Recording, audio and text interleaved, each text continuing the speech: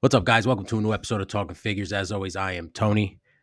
Today's guest brings me true pleasure to bring to you guys. He is an amazing comic book artist and writer who's written for, or I shouldn't say written, but has done work for DC, Marvel, Image, and etc. He currently has his own comic book series out entitled The Count and Sin, and you can find all that on his website at ibrahimmustafa.com. He also has an amazing YouTube channel, which is how I found this man. And it is chock filled with diorama builds, custom figures, and actual vehicle builds, which is really blows my mind every time I watch them, dude. Uh, he is a collector, he is a customizer, but most of all, importantly, he's a very talented gentleman, and I'm excited to talk some figures with him. Please welcome to the program the one and only Ibrahim Mustafa. Welcome to the show, man. Man, Tony, thank you so much. Can we do that again? I'll get my wife in here real quick. No problem. I'll be glad to do it for you. No, I appreciate it, man. It's a very kind intro, man. Thank you so Oh, well, much. very welcome. Listen, like I said, I'm a fan. I've been a fan for quite some time. When I first came into this whole, I don't want to say content creating, but when I first came to YouTube, I wasn't making videos. I was just watching because I'm a big customizer and diorama builder, and I was always looking for advice or tips. And your channel was one of the first ones that I found, along with a few others. And when I started this show, I wanted guys like you because you were the guys who brought me to YouTube. So I had to get you on here one on one and actually speak Oh to you in man, person and pick your brain, man. So thank you so much for coming on the show, dude. For thank real. you, man. That's so cool to hear. I make these things in a vacuum, so like I never Yeah. know how they're connecting. I mean, I get there's a lot of people give me nice feedback and stuff, but like um, it's just like I'm in a room by myself, talking to Yeah. little plastic guys. So it's cool to know that it like reaches out into the world a little bit. Hell yeah, dude. Hell yeah, man. So that's where we'll start right here with the toys. My first question, and I always ask this of all my guests. When did you start collecting, and what was the line or figure that got you into this whole world? Yeah, that's a great question. I have kind of a two-part answer. So, I because I've heard you ask this and you say like, not the stuff your parents got you, right? Like, Yeah, yeah, but there was a point when I was a kid where it was like, oh, I need all the Ninja Turtles though. You know what I mean? Like they might get you one, but you're like, yeah, but there's three more, and I gotta have yeah, them. But I think the first time I was really like beyond just what you have and like you feeling like that's what I want and like yeah. sort of that collector mentality was definitely the movie star Ninja Turtles when the Oh, second okay. Secret of the Use Yeah, came out because yeah, I always loved realistic stuff. yeah. And after seeing the movie, like the little Playmates ones just didn't cut it for me anymore. I was like, they could look like Oh, yeah. that. So, I the do. movie star ones were the closest thing we had back then.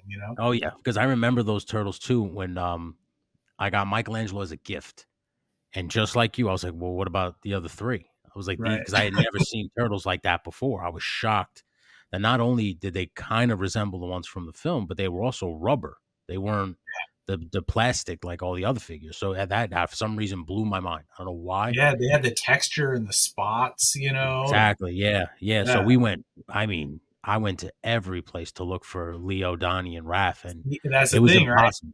Yeah, And it was damn near that's impossible. like, yeah, that's the first like hunt I can Yeah. remember. Yeah. Is like Yeah. trying to find like I've got this one. In every store you went to, they had like a foot soldier and like Yep.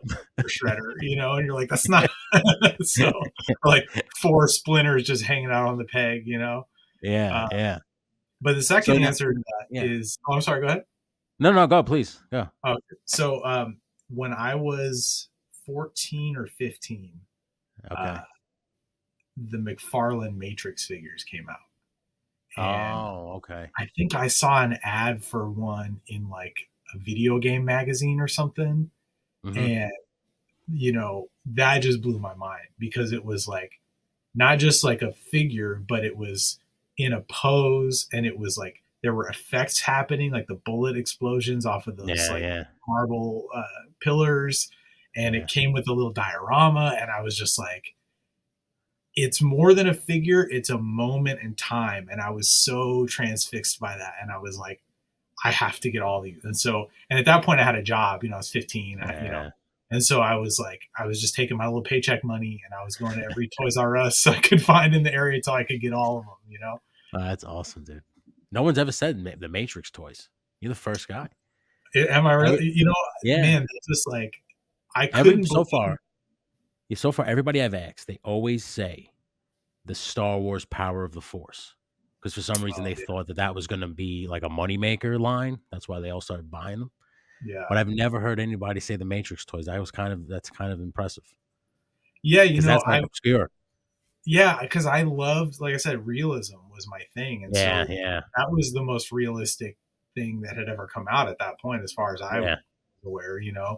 And I yeah, didn't even care that you couldn't pose them really. I mean, yeah, like Neo's arm was like stuck like this and you could do yeah, that, but yeah, like, I didn't care. I was like, I set them all up, I had them yeah. in my room.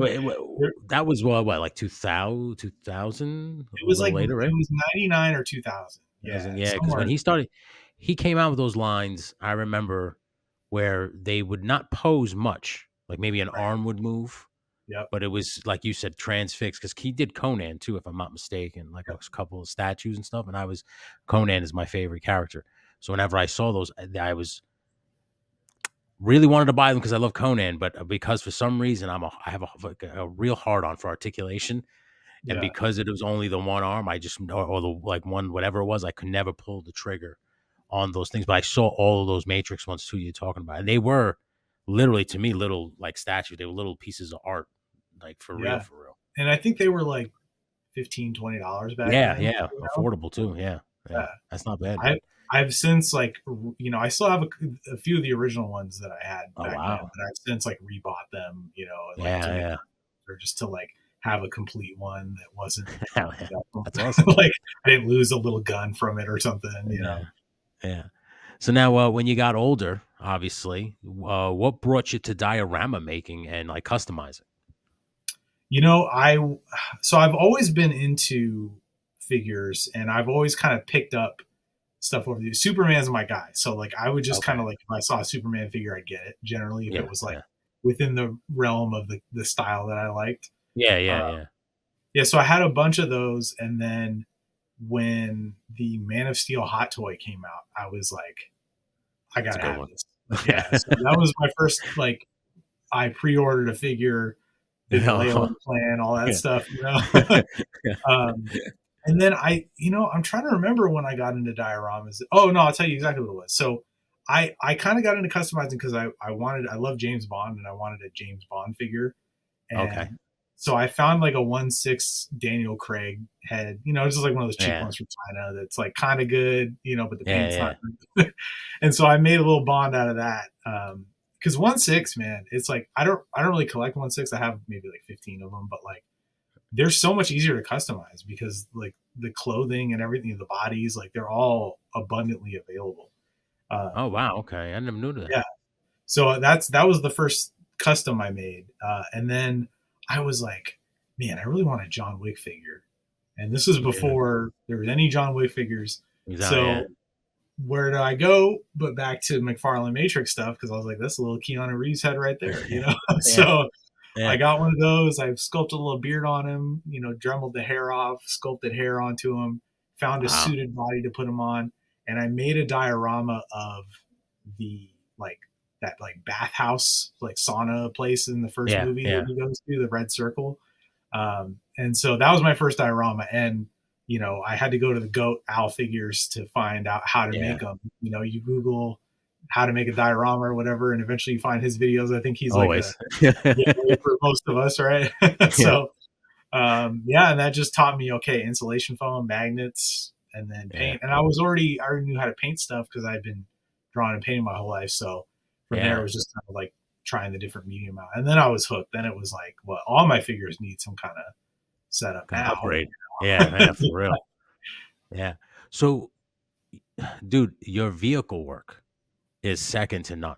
Like, I've seen the Thank like, the when you did the tumbler out of that, like, playset, you. Yeah. I remember watching that video, and I was sitting, I think, I'm pretty sure with my wife, and I said, this guy just made a fucking car out of a goddamn playset. I was like, holy shit. And then the Knight Rider one. So that's really what I wanted to talk to you about. Oh yeah, yeah. Well, because I loved the Michael Knight figure that you customized. Thanks, man. Fucking fantastic, dude. And but what brought you to like, yo, I'm gonna build this car. Like I'm gonna make this car. Yeah. So I've always been like a car guy, you know, and I love having like a miniature version of like a real thing. Like something Hell yeah. about that just on Yeah. like a caveman brain level, like just like makes me go like, oh, you know. So and you know, I think it started. I realized recently I watched this documentary about Mister Rogers, and Okay. it like sparked something for me. Do you remember? Did you watch that as a kid? Yeah, yeah, yeah. You remember they had the little miniature neighborhood and the little Yeah. cars parked in front of the little houses? I saw Hell yeah. that in this documentary and I was like, oh my God, that's it. That was the thing that I saw as a little kid that made me like obsessed with small All versions of big things. things, Yeah. you know? So yeah, man, I just like when I made that John Wick figure, I was like, I wanted a Mustang for him. And when I was younger, my best friend had a 70 fastback that looked, you know, a lot like the one he drives. Yeah. And so I was already like into Mustangs. And then I was like, man, if I could find a Mustang to scale with him. And that actually became my white whale. I eventually found one, but it took probably like six A years while, right? to track one Yeah. down. But yeah, so you know, then I just kind of expanded on that idea, and I was like, what if my collection was like the character that I like and their iconic like vehicle that goes with them, Vehicle. like Hell those yeah, dude. pins, you know? Yeah. And I mean, what more iconic car than Kit, right? Then Kit. Yeah, Dude, when I saw that video, I was just like, fuck. I want a 112 scale Kit. That right. all I kept thinking in my head was like, because I see some third party places now making like they made the General Lee and they're Mhm. making the 18 van like Yeah, straight up 18 van and that's sick. But I mean, what are we waiting on? And then like I said, I was like, I remember thinking to myself like, well that damn Ibrahim Mustafa already has a kit, doesn't he? yeah. I was I'll like, tell you God what, damn, man, that thing was a oh god, what a labor of love to put that thing together too. hell Like, yeah, dude.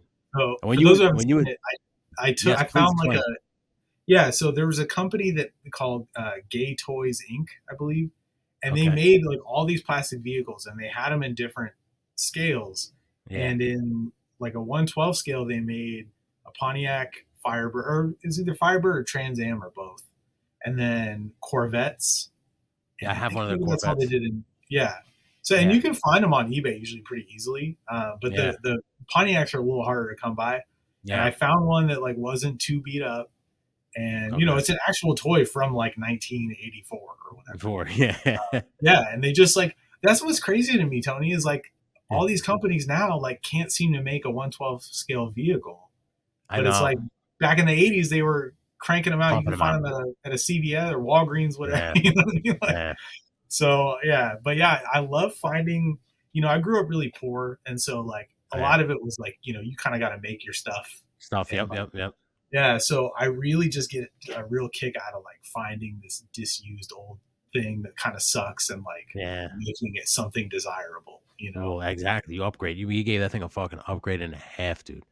Because like I said, I'm from the same way. You don't really have no much money, so you got to like you see the play sets and you ask for them, but you don't get them. So then you Right. have to get creative and make your own play sets. Like whenever I Yep. talk to diorama makers, I always tell them like, when we're kids, we're making dioramas. We don't even realize it because there's no name for it. You're just Right. doing it because you just need a base for your GI Joes or a base for Right. your Marvel figures, right? And then as you get older and you get into this kind of hobby, like I know a lot of people get into this hobby. They're like, wait a minute, you can do this too and this Yep. too. They're like, "What? I didn't know you can do all this with it." Because like when I found it, I found it through like the ACBA and Dial Structure. That's how because I went on Facebook and I saw Al Figures. He was one of the first. Like you said, you put in type in dioramas. He's the first guy that comes up. And then Right. I saw all the Dial Structure, and I'm seeing all these guys create these things. Because when I was a kid, when you would watch the ads. I wouldn't remember the toys, but I would remember what the kids were playing on. Like Yes. Right. Because it was always like how, like, because you get the toy at home and you're like, man, this yeah, isn't as cool as like when they had a little CD for it and stuff, you exactly. know? Exactly, Yeah, because my mother used to be like, "I thought this is what you wanted," and I'm like, "Yeah, but it wasn't as cool as it was in the commercial." Because in right. my head, the commercial had everything around him. Like when you would watch those GI Joe commercials, and they would come up on a beach out of the water, like they Yeah, had a full on beach set. You're like, "What? Wait a minute. Why isn't that coming with the figure?" Like that's how my head worked, right? So as soon as I discovered that you could just make these small worlds yourself, I immediately was all in. And that's when I started watching your stuff. I started watching Al Figures. I started watching Vasco Toys. I started watching everybody. And I'm like, yo, man, I can't believe you can do this and you can create these. These are the things that I wanted, and then to see like product photography, essentially, or toy photography. And then yeah. I graduated from like diorama building to photography. Now I want to do stop motion and films. Like that's kind of because that's what I went to school for. So that's what I want to Oh, use the. really? Yeah, I went to film school. It was a waste of fucking money, but I went and because I come from the pro wrestling world and Right. I I had remember you gotten saying you were hurt. a videographer for pro wrestling, right? Yeah, I Yeah. got hurt and I was just like, fuck that. What am I gonna do? And then when I realized that like I would go to wrestling shows still and realize there was no production. Like Yeah. nobody invested in that. I was like, fuck this. So I started that. I just said, fuck it, I'll create that job for people. That's And so that's where cool. yeah, that's where I went from there because like you go to film school and they feed you that they feed you that line of bullshit like, oh, you can do this and this and we're gonna help you, and you're like, oh really? And then you Right. graduate and it's like they forget your fucking name, they don't even give a shit because like I said, you just in and out, thank you.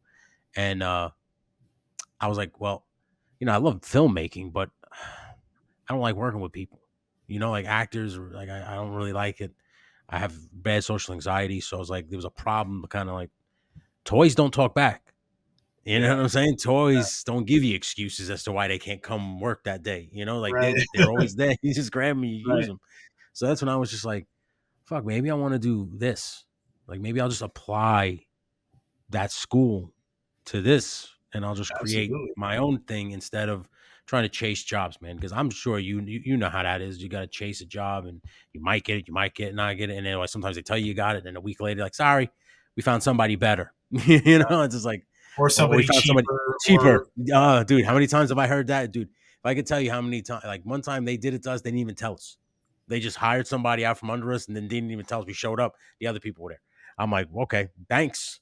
You Like, know what one really, really just fucking raises my hackles, dude, and this probably happens to you too, is like yeah. when they see you do something and then they copy you with somebody Oh, else. oh yeah. Yeah. Yeah. Oh yeah, that's happened. Yeah. Let me Oh ask yeah, you a but question because yeah, you mentioned social anxiety yeah. and being a videographer at wrestling events. I imagine is like, I mean, there's like thousands of people there a lot of times. Do you find that you get to, because you're the guy behind the camera, it sort of makes you like an NPC to them, that Essentially. you sort of disappear into it? So so at first I went from being a camera operator to now I do all the live editing. So now Oh, okay. I'm behind screens. Yeah. I have the luxury of bringing my wife, who's basically my emotional support dog. So Right. she comes with me wherever I go. So she's always next to me to keep me calm. But there's been a few times where like if I'm behind the screens and I'm just focused on editing, I don't see the bullshit. I don't see Yeah. nothing. But heaven help me if I have to like if something goes awry and then I have to get up and now I'm aware essentially of where we are. And Right. now it's got to like it's like trying to defuse a bomb essentially at that point because it's like I Yeah. have no fucking idea what I'm going to do now and I just start to freak out and it's like I tell my wife the best way to describe it is like when Superman can hear for the first time everything at Oh, once. yeah. Like I hear everything happening at once and my brain just can't function, can't catch You're up overloaded. essentially. Yeah. Yeah, so it's shit like that. So like sometimes we'll go to wrestling shows and set up a tent so that I can be inside the tent and it's almost like I'm by myself Yeah. because I don't see nobody. Nobody's allowed in there except for the maybe the promoter and my camera operators come in and out and shit like that. But for the most part, I have to stay in the production booth because I can't do camera work. I tell my guys all the time, I can't do what you do at some of those shows. Like we do a big company in Queens. and they sell out every time, and it's loud. I mean, it's crazy. And by the end of it, when we get back to the house, I am so emotionally, physically, and Just socially drained, drained right? Yeah. that I can't even, like, my wife is just like, "Just let's go to bed and just don't Yeah. worry about all this shit. Just we'll put it away tomorrow." And I literally got to crash because I can't handle all of it at once, man. It's it's one of those things where it's like it's a challenge, but like and I please don't think I'm arrogant by any means, but No, no. I'm very good at editing wrestling. Like I Yeah. can do it in my sleep. I mean it is so I know how it's supposed to be shot. I know how it's supposed to be cut. I've watched WWE my entire life, and I like literally has studied the angles, the snap zoom in and out that they do when the guys fall, so you just kind of feel like you're in the action. Yeah. The quick snaps when they punch, because like I said, they want you to like it's all I know exactly how it's supposed to be shot, so it's like I'm very good at it, and it's just it's one of those things where it's like deal with the deal with this because you're good at this and you know you're going to get paid for it, Right. or take a job that you're going to be miserable for the rest of your life. So it's like Right. a trade off, but Yeah. you handle it I say one day at a time. Just put one foot in For front of the other. sure. Yeah. So do you That's find it. that like the toy stuff is like a nice sort of escape from that? Like you kind of get to 100%. you're in this little world you Oh yeah. control. Yeah. Oh yeah. Yeah. That's what I You'll love just about it too. And that's a big part of the yeah. dioramas for me is like I love having a physical representation of a thing that I Hell love, yeah. Yeah. and like when you can just look at it like your shelf and it's got, a little bat cave on it or the turtles in an alley or Oh something. yeah. It's like Yeah. you can just kind of leave the world for a minute and just like live in that little, In that world. 20 Hell by yeah, dude. 15 space for a Yeah. couple of minutes a day. It's amazing, dude. When I So, start with the dioramas or customizing a figure, fuck, even just opening a figure. Like my wife says, she laughs all the time because she says, "You're like a kid on Christmas every time you open a new action figure. Like man, you'll sit there with it, you'll like not say worship it, but you'll like appreciate it, and right, then right. like you'll talk to it. Because I tell him, I was like, when whatever it is, whether it's photography, stop motion, you just like I said, just open the figure. I immediately transferred back to my apartment in Queens with my parents as a kid, and there's no bills, there's no problems, Yeah, there's no yeah, health issues. Like I'm safe. Like that's right. to me the the most the most safety I can have is when I'm collecting or building like an diorama or working on some kind of custom or doing something involving toys. Even like as crazy as it sounds, this has become more therapeutic than anything because Mhm. not only am I it's like stepping out of my comfort zone to talk to complete strangers, but I'm talking to them about something that I'm very passionate about, and they are Yeah, just as passionate about it as I am. So it's easy to get along, and I'm realizing that I'm not alone in this struggle.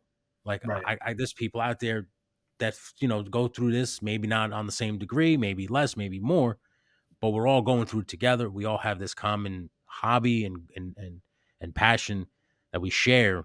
Why not all get to know each other and things like that? So like Yeah, that was all my whole like basically driving factor for this I podcast. love it, man. I love it because Yeah, it's also like a really niche thing. Like a lot of people collect stuff, a lot of people collect figures, yeah, but like when you're customizing and making dioramas and vehicles and stuff, yeah, it's like there are very specific and particular like challenges to it or nuances that you learn along the way.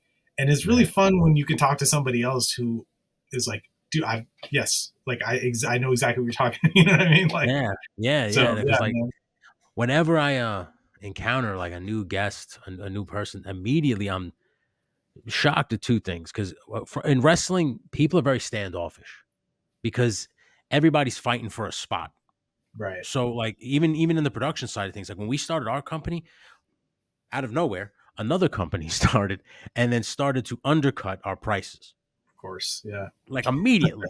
Like it's like I was Yeah. like, holy shit. So even on the production side of things, you had some shisty people. So because Right. in the locker room, because I used to be a worker, in the locker room, they're worse. Because like I said, there's only one top spot, maybe two, and everybody's fighting for it.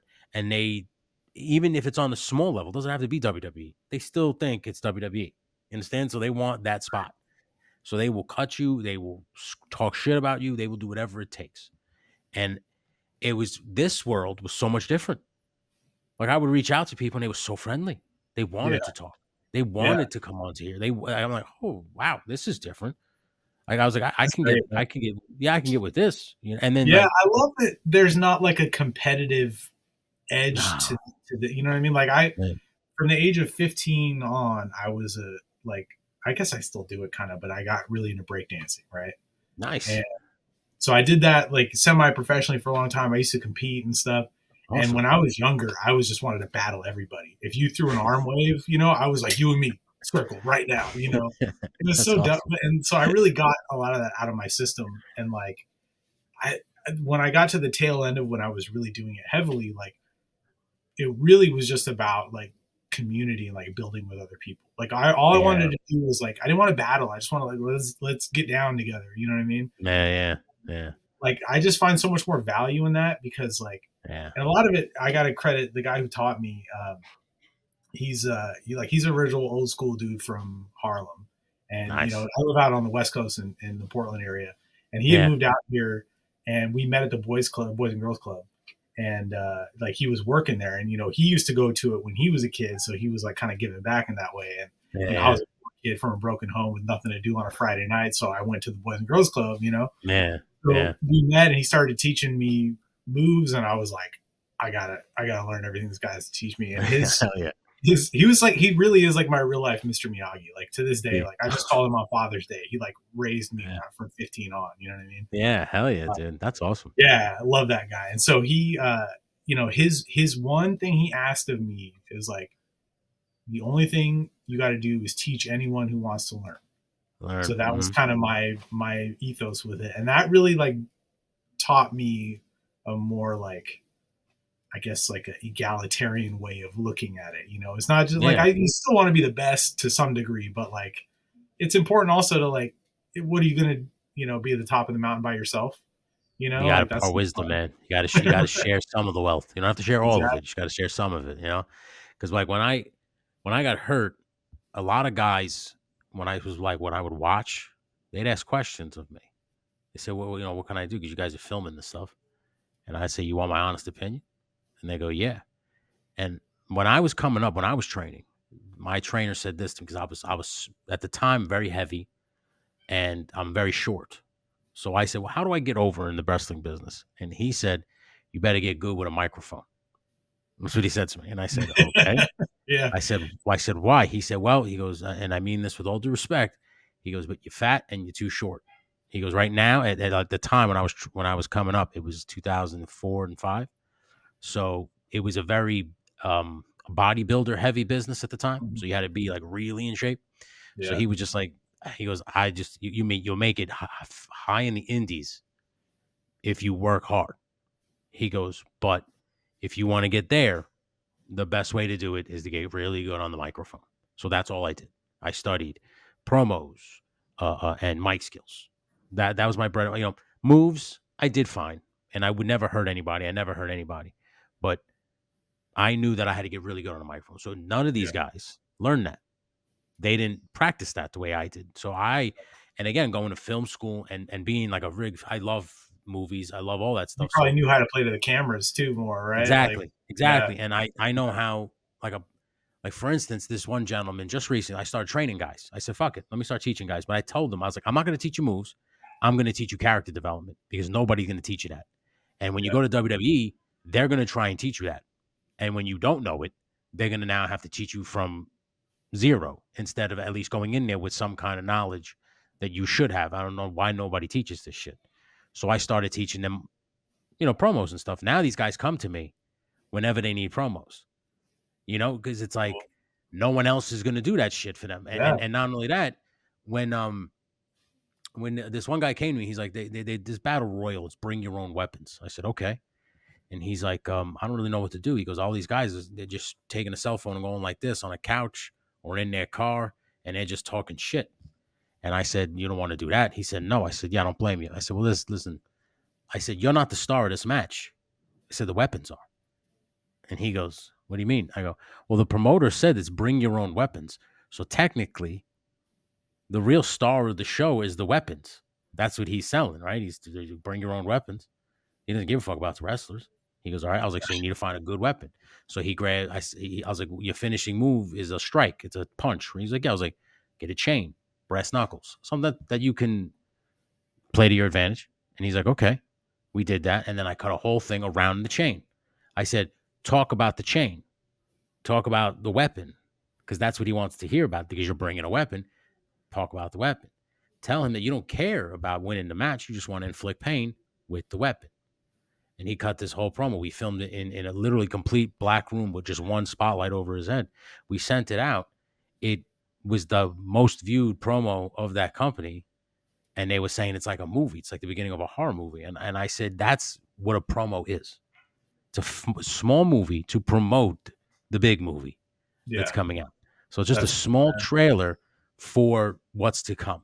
yeah. And if you just grab a cell phone and turn it like this on yourself and just blah blah blah blah blah blah blah, see me here, I don't really care. But now if Plus, I they're see going to you, see 1,000 of those a day. Like, exactly, and it's not just wrestling. It's like, look at the sandwich I ate. Look at this dog. exactly. Look at, But yeah, now, but now I see a factory building. I see a bloody chain. I see a guy with a painted face in a black room, in a dark room, that just turns his light on. All of a sudden, he appears out of nowhere, talking about this chain. Added some inserts, so you acting a little crazy. Now I'm interested. because you Who's told this a guy? story. Exactly. Yeah, So who's this guy? What's going on here? And then he was just like, everybody asked me where we filmed that. We filmed it literally in my living room with no lights on, but everybody thought it was an actual factory. They said, where the yeah. fuck factory did you go? Was that abandoned building? And he's laughing. He goes, no. He goes, it was right in the guy's fucking living room. And I was just like, presentation is Yeah. really what you're looking for here. And this when it always comes to dioramas, and even now, like I don't really teach people how to make dioramas. I have some stuff on my YouTube channel, but I usually tell people like you're gonna make it however you want. You're the artist, so whatever canvas you're gonna do it on, you're gonna do it on. But the devil is always in the details. So you can Yep. make a brick wall just like anybody else, but what are you gonna add to that brick wall that's gonna stand out from everybody else? So that when someone comes to your channel, or like for me, for instance, I'm all about the small shit, the piping, the doors actually That's the working. fun part, man. The detailing. That's yeah. Exactly, dude. That's the part I like. Exactly, man. So so I'm gonna ask you now an obligatory question. I need to know an answer. What has been your favorite custom to do so far? Because you've done a lot, man. So what when you look at that shelf behind you right now, what do you Yeah. step back? What do you do? Oh Which one man, do you look at and you go, "Ooh, that one is the one winner." that's a good question. I'm really proud of my custom turtles that I made. Those are Uh, sick. Thank you. They were just Yeah, like they were such a left field thing to try, and like I didn't know if it was going to work. Like I wanted seamless turtles. Like when Mezco announced theirs, I was like, these yeah. look great, but I was hoping for like a more realistic interpretation of the turtles rather than just Okay. like what if the Mirage ones had texture, which Yeah, is. yeah, yeah, And I mean, don't get me wrong, they're fantastic. Like I don't have them, but they look amazing. yeah. Uh, No, those were expensive turtles. That's why I didn't pull yeah, the trigger man, on I them. was like, I don't know if I can, Yeah, but yeah. yeah. So I was just like, well, let me just make the ones that I want, to have. And actually, that was kind of a full circle moment because the first customs that I tried, aside from my John Wick, were 1990 movie turtles, right? Uh, Okay. NECA had announced theirs, but it was like that whole lottery thing of the San Diego Yeah, exclusive, only making 5,000. I didn't know if they were ever going to come to market, and yeah, at like yeah. retail. So I sculpted movie accurate heads for my like playmates. They made some like 7-inch playmates It's movie okay. figures that they were kind of like goofy looking, Yeah. uh, and I was gonna like cast them, and I did all four of them, and then I was able to land the NECA set, so that That's it's like um, but from there, like I actually used some of the parts from those for my custom turtles. But it's custom turtle. yeah, Yeah, man, having those in the van together, I think is probably one of the ones I'm like the most proud of. Huh? yeah, because they don't Yeah, exist in any other. Like I made a Antonio Banderas Zorro figure in 6-inch scale that I love, that's awesome, dude. but That's a I great have the movie. Blitzwing. Very Honestly. underrated. That's my favorite movie of all time, right there. Like Yeah, yeah. Desert Island, hands down, right? That's a Um, very good. Both of them actually too. I like them both. I just watched the sequel for the first time like a year ago, and I That's was not like, bad. all right, that's not as bad as I was like. I was Yeah, worried. Like it was pretty Yeah, fun, yeah, you know. yeah. And I was Um, totally good. I love Zorro. Man, that's a great yeah, fucking film. so yeah, I think it's got to be those turtles. But yeah, you like you said, man, I've made a lot. You made a lot, dude, for real. Like, so that's a good. I think it's a good segue into this question. Do you prefer to make vehicles, dios, or custom figs? What do you think is the more easier bread and butter for you? uh, that's a good question. I mean, figures are generally less of an undertaking. You know, like I Okay. might be able to knock out a figure in a day if it's like Okay. not something Okay. I have to make too many things for. Yeah. Whereas like a dio is usually like a whole weekend, and a Yeah. vehicle usually takes me like weeks. You know, because I'm Weeks. only able to do it on the weekends, and you know, Yeah. and every That's time like I want to make an Ecto one for my Mezco Ghostbusters, like that's on my yeah, yeah. list. But I just know I'm going to be scratch building like A lot 85% of of stuff. it. Well, Yeah, so I'm just, I don't know if you're aware, but apparently there is a HasLab coming out this winter of the 112 scale Ecto. well, there it So is, you know. so But yeah. here's So just something keep it. interesting. I think that would work for the Mezco Ghostbusters, but typically when I make a vehicle for Mezco figures, it's got to be 110 scale It's got to be a little bit because bigger, right? yeah, a true Yeah. 112 is a little bit too small. Small. Yeah. No, I noticed. Yeah, I've noticed that. yeah. That's I've why like noticed that. most of the time I'll find like RC cars or RC car Cars. Yeah. shells to convert. Yeah. Because I started customizing vehicles. I'm on a very novice stage. Yeah, sure. So it's like I've grabbed a couple Barbie cars and like things of Mhm. that nature. But I noticed 110 is the better scale. Like Yeah, because when I get a true 112, you have to do a lot of modifying to get a figure just in the damn thing. Like yeah, I bought that Ninja Turtle for the new movie, the Mutant Mayhem film. yeah, I'm sorry, my camera's acting up a little bit. But the Mutant Mayhem film, and I, gutted it, customized it, and I thought it was going to fit. I got the what the loyal subjects turtles, so yeah. they're 5 inches or whatever, 5.5 inches. So I thought they would fit right in. No, I didn't like you have Really? to move the seat. Yeah, no, you have to move the seats back a little bit, and then they would fit in. And at that point, I had already made this whole like inside. I made Oh, like a I saw it with the workbench. monitors and stuff Yeah, that you yeah. did. So I Yeah, yeah, did all that, and then I was just like, all right, I'm not gonna tear this whole thing out. So I was just like, screw it. I'll just keep it as is. They can just stand on the outside. I'll figure something out, and maybe I'll modify a turtle to kind of maybe rip the shell off and then just put it because you're not really gonna see the back of him while he's in the van. So I was just kind of like, instead of customizing the van more, maybe I'll just customize the figure and make it yeah. like just a van figure that'll just go in the van. Yeah, most of mine. I mean, I don't display any of my figures inside the vehicles. In the Like, vehicles, yeah, yeah. yeah, because I don't do ACBA or anything like that, and I really, Okay. so it's like I'm not doing photography. This is just for Yeah. me to like look at and be like, fuck yeah, you know. So like Yeah. at that point, like I'd rather have them standing next to it so I can take in the whole figure and the Yeah. vehicle, Yeah. you know.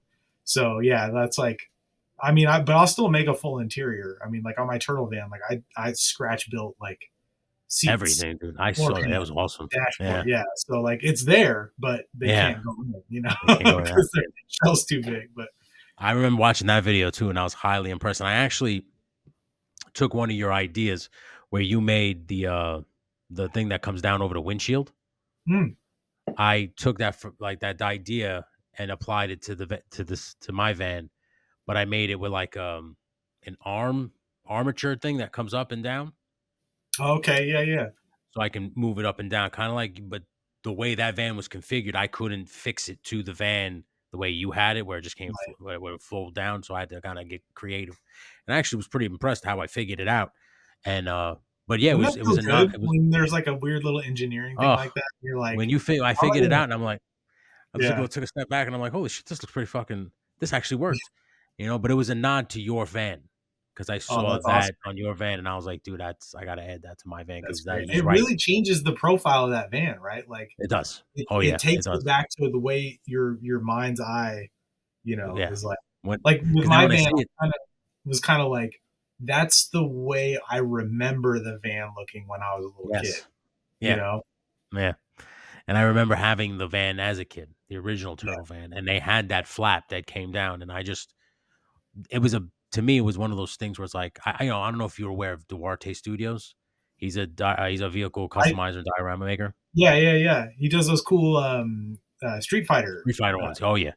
So yeah, his van, he made the same van we customized, but I noticed that he didn't add that piece, and I was just like, his van is I guess more styled to the Mezco Turtles, the more realistic, and I just was like, I want this to have a nod to that old cartoon yeah. because that That's what I cartoon did. to me was very important. So like that's why I made the top green because I remember the top van being green.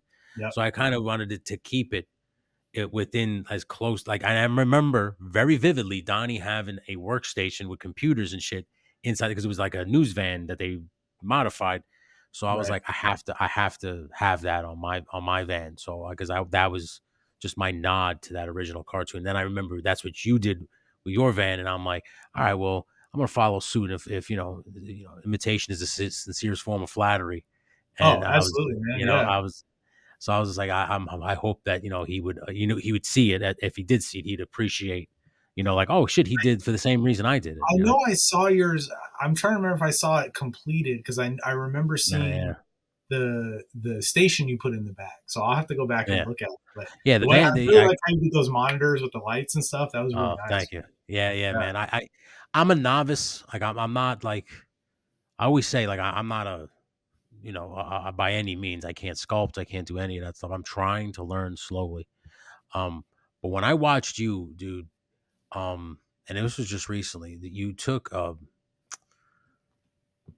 Batman head and you put the 5 o'clock shadow on his face Oh yeah, and yeah. and you were explaining use blue paint because of the pigments in the skin and everything like that shit, dude, never occurred to me. But when you said if you just use gray, it's gonna look like his face is dirty or whatever you said, and I'm like, how many Yeah. times have I painted a guy's face and I go, fuck, this doesn't look right. Right. Every time I was like, this looks exactly like you said. And then when I saw that you added the different colors and how you applied them, and at first, like you said, it doesn't look like you're applying anything because it's very watered down. Mhm. But then when you see that end result, like when I saw you like unveil that fucking Affleck head, and I was like, "Fucking hey, that looks just like fucking Ben Affleck now."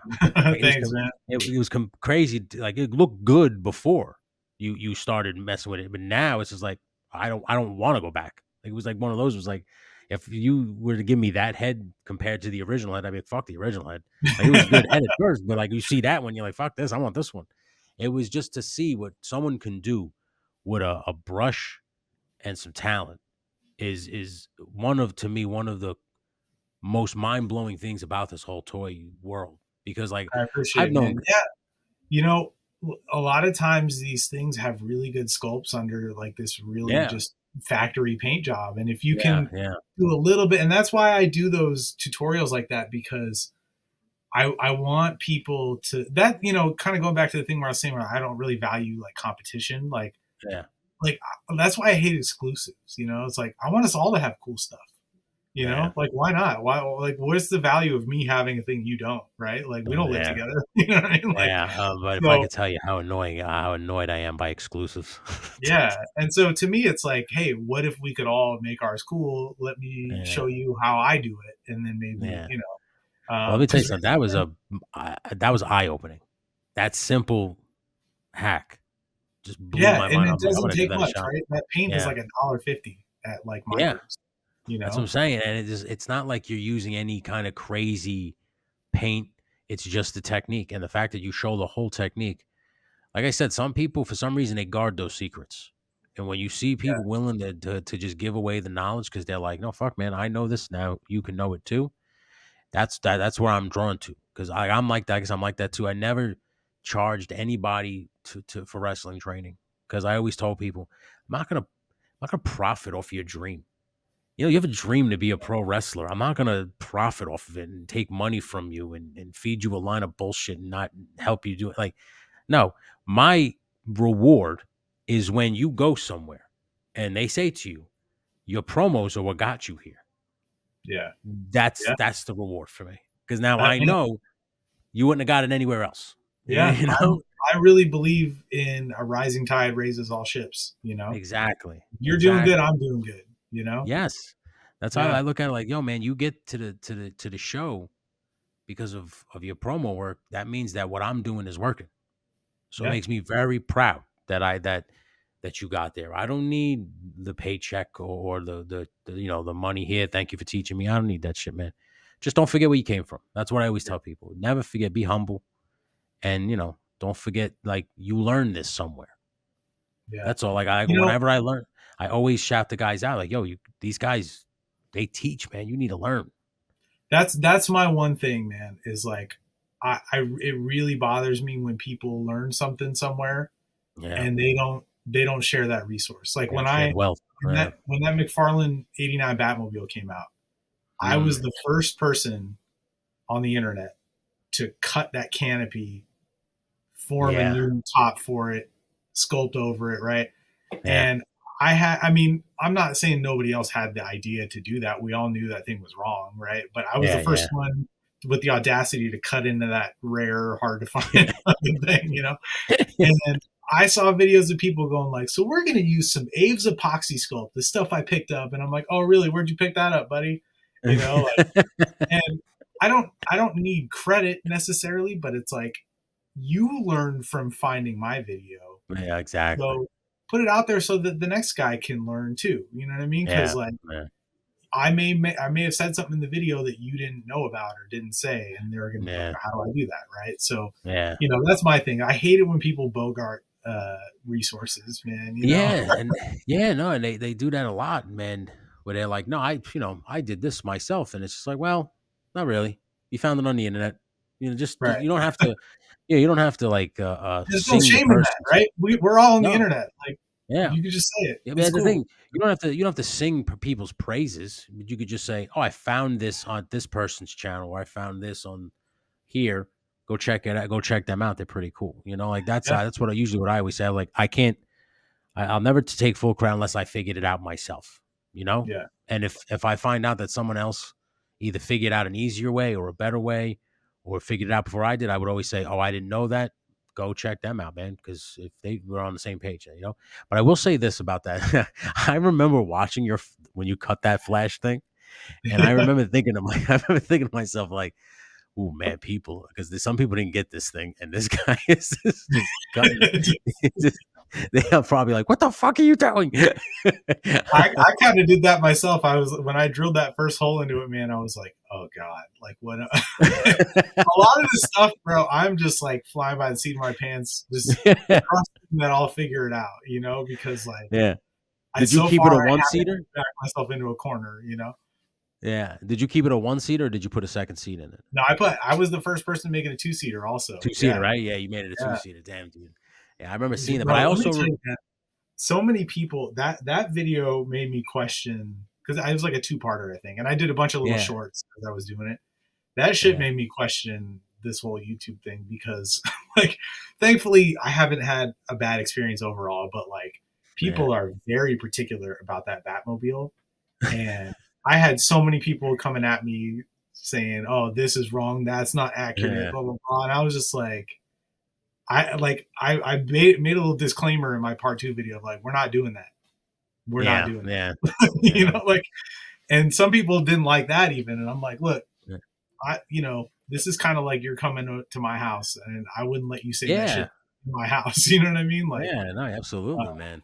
yeah, Some it's just people it's they get that I don't know, higher than mighty, I guess, where they're like, I know more than you, and I got to tell you that you did that wrong, and it's just one of those things where it's like, you took something that you didn't have to do, like you didn't have right, to cut that and make it more accurate. You could have just left it as it was. Fuck, it's a Batmobile, and I'm happy with it, right?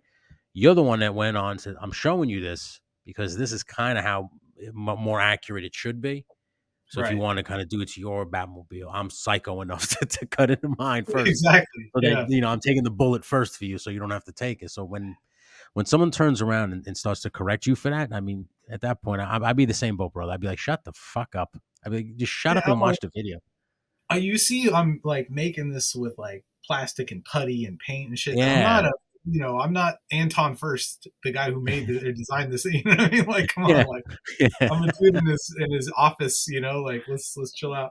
The other thing Just that chill really out. gets me, man, is sometimes people, and I get it's part of it's human nature, but like people will see you make a thing that does not exist anywhere in the world, right? Yeah. Like you took things and put it into this other thing, took time and energy, and you created something new. And their Yeah. first instinct is to tell you what they don't like about it. I know. And I'm just Uh, like, get out of here with that shit. I yeah. don't even let that stuff through. I'm like, I know, we're not dude. doing that. I, you know? yeah. I've had to delete a few dumb. I want to say dumb, but listen, everybody's entitled to their opinion. But sometimes it's like, you can keep that shit to yourself. You don't got to say Yeah. nothing. Like I did, like from photography, I went to stop motion, and then stop motion took forever. Obviously, I don't know if you've ever fucked with stop motion, but Oh man, it's so daunting. I'm like, I yeah, love it. Yeah. I yeah. So I was just searching the internet, and I found this thing called play motion. was gonna ask you Okay. about that because I heard you talking about that. Is it kind of like you're manipulating? Essentially, yes. Yeah. So I found these two channels that I always shout them out, and I'm trying to speak this into existence because I want to interview this guy, Mike the Hunter 203. He did what with GI Joe Classified, okay, the Okay. classified figures, and he did play, and I was blown away by the fact that his hands were in the shot most of the time, but because the story was so good, I completely didn't even see his hands anymore halfway through, Okay. or not like a quarter of the way through. I just didn't even see his hands no more because I'm paying attention to the figures in the story. So I'm like, well, I don't. The stop motion takes forever. I want to give this a shot. So I gave it a shot. But I'm a big crossover guy. So I love genre, properties crossing over. So I love the Ninja Turtles. I love GI Joe. They're both from the '80s. Kind of a no brainer to me.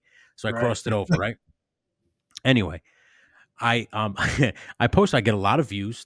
Thankfully, but of course you get a few that come on there, and like you said, the one guy goes, he says, Um, I was fine with Ninja Turtles and GI Joe, but the second you added Marvel and DC, I was out. And I'm just like, okay, so you're cool with the mutant turtles interacting with GI Joe, but heaven help, I drop in a superhero from time to time. right. Okay, I was like, that's fine. And then the next guy goes, oh, this is ridiculous. I don't know if you noticed this, but your hands are in the shot all the whole time, and I have to, What? yeah, so I have to like message the guy like or comment on the I comment. This is the only one I responded back to. I said, it's called play motion. It's actually a style. If you think this is stop motion, it's not. I have another video.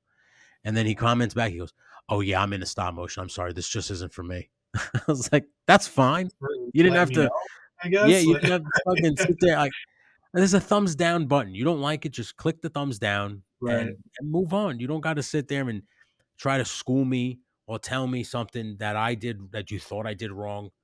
And like that was just the tip of the iceberg because I got quite a few. Because like I said, some people just aren't into what you do. Doesn't matter what you do, they're just not into it. And instead of keeping the shit to themselves, they always have to remind you that they're not into it. And it's Yeah. just like, okay, I get it.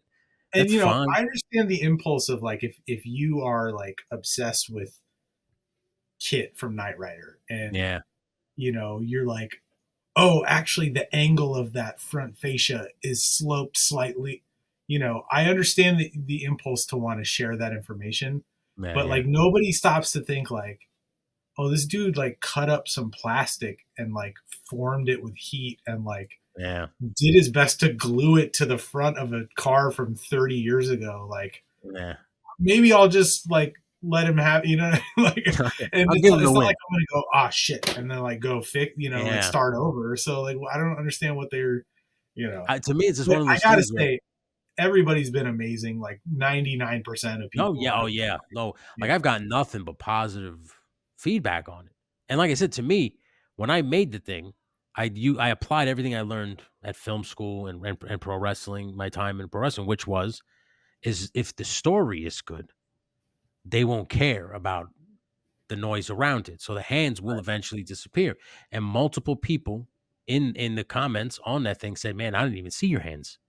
Because like it yeah, was, they said it's like somebody with an accent, and after a while, you don't hear their accent you don't anymore. hear it no more, yeah, because you're just so used to, yeah. So to me, I was like, that's all I wanted to hear.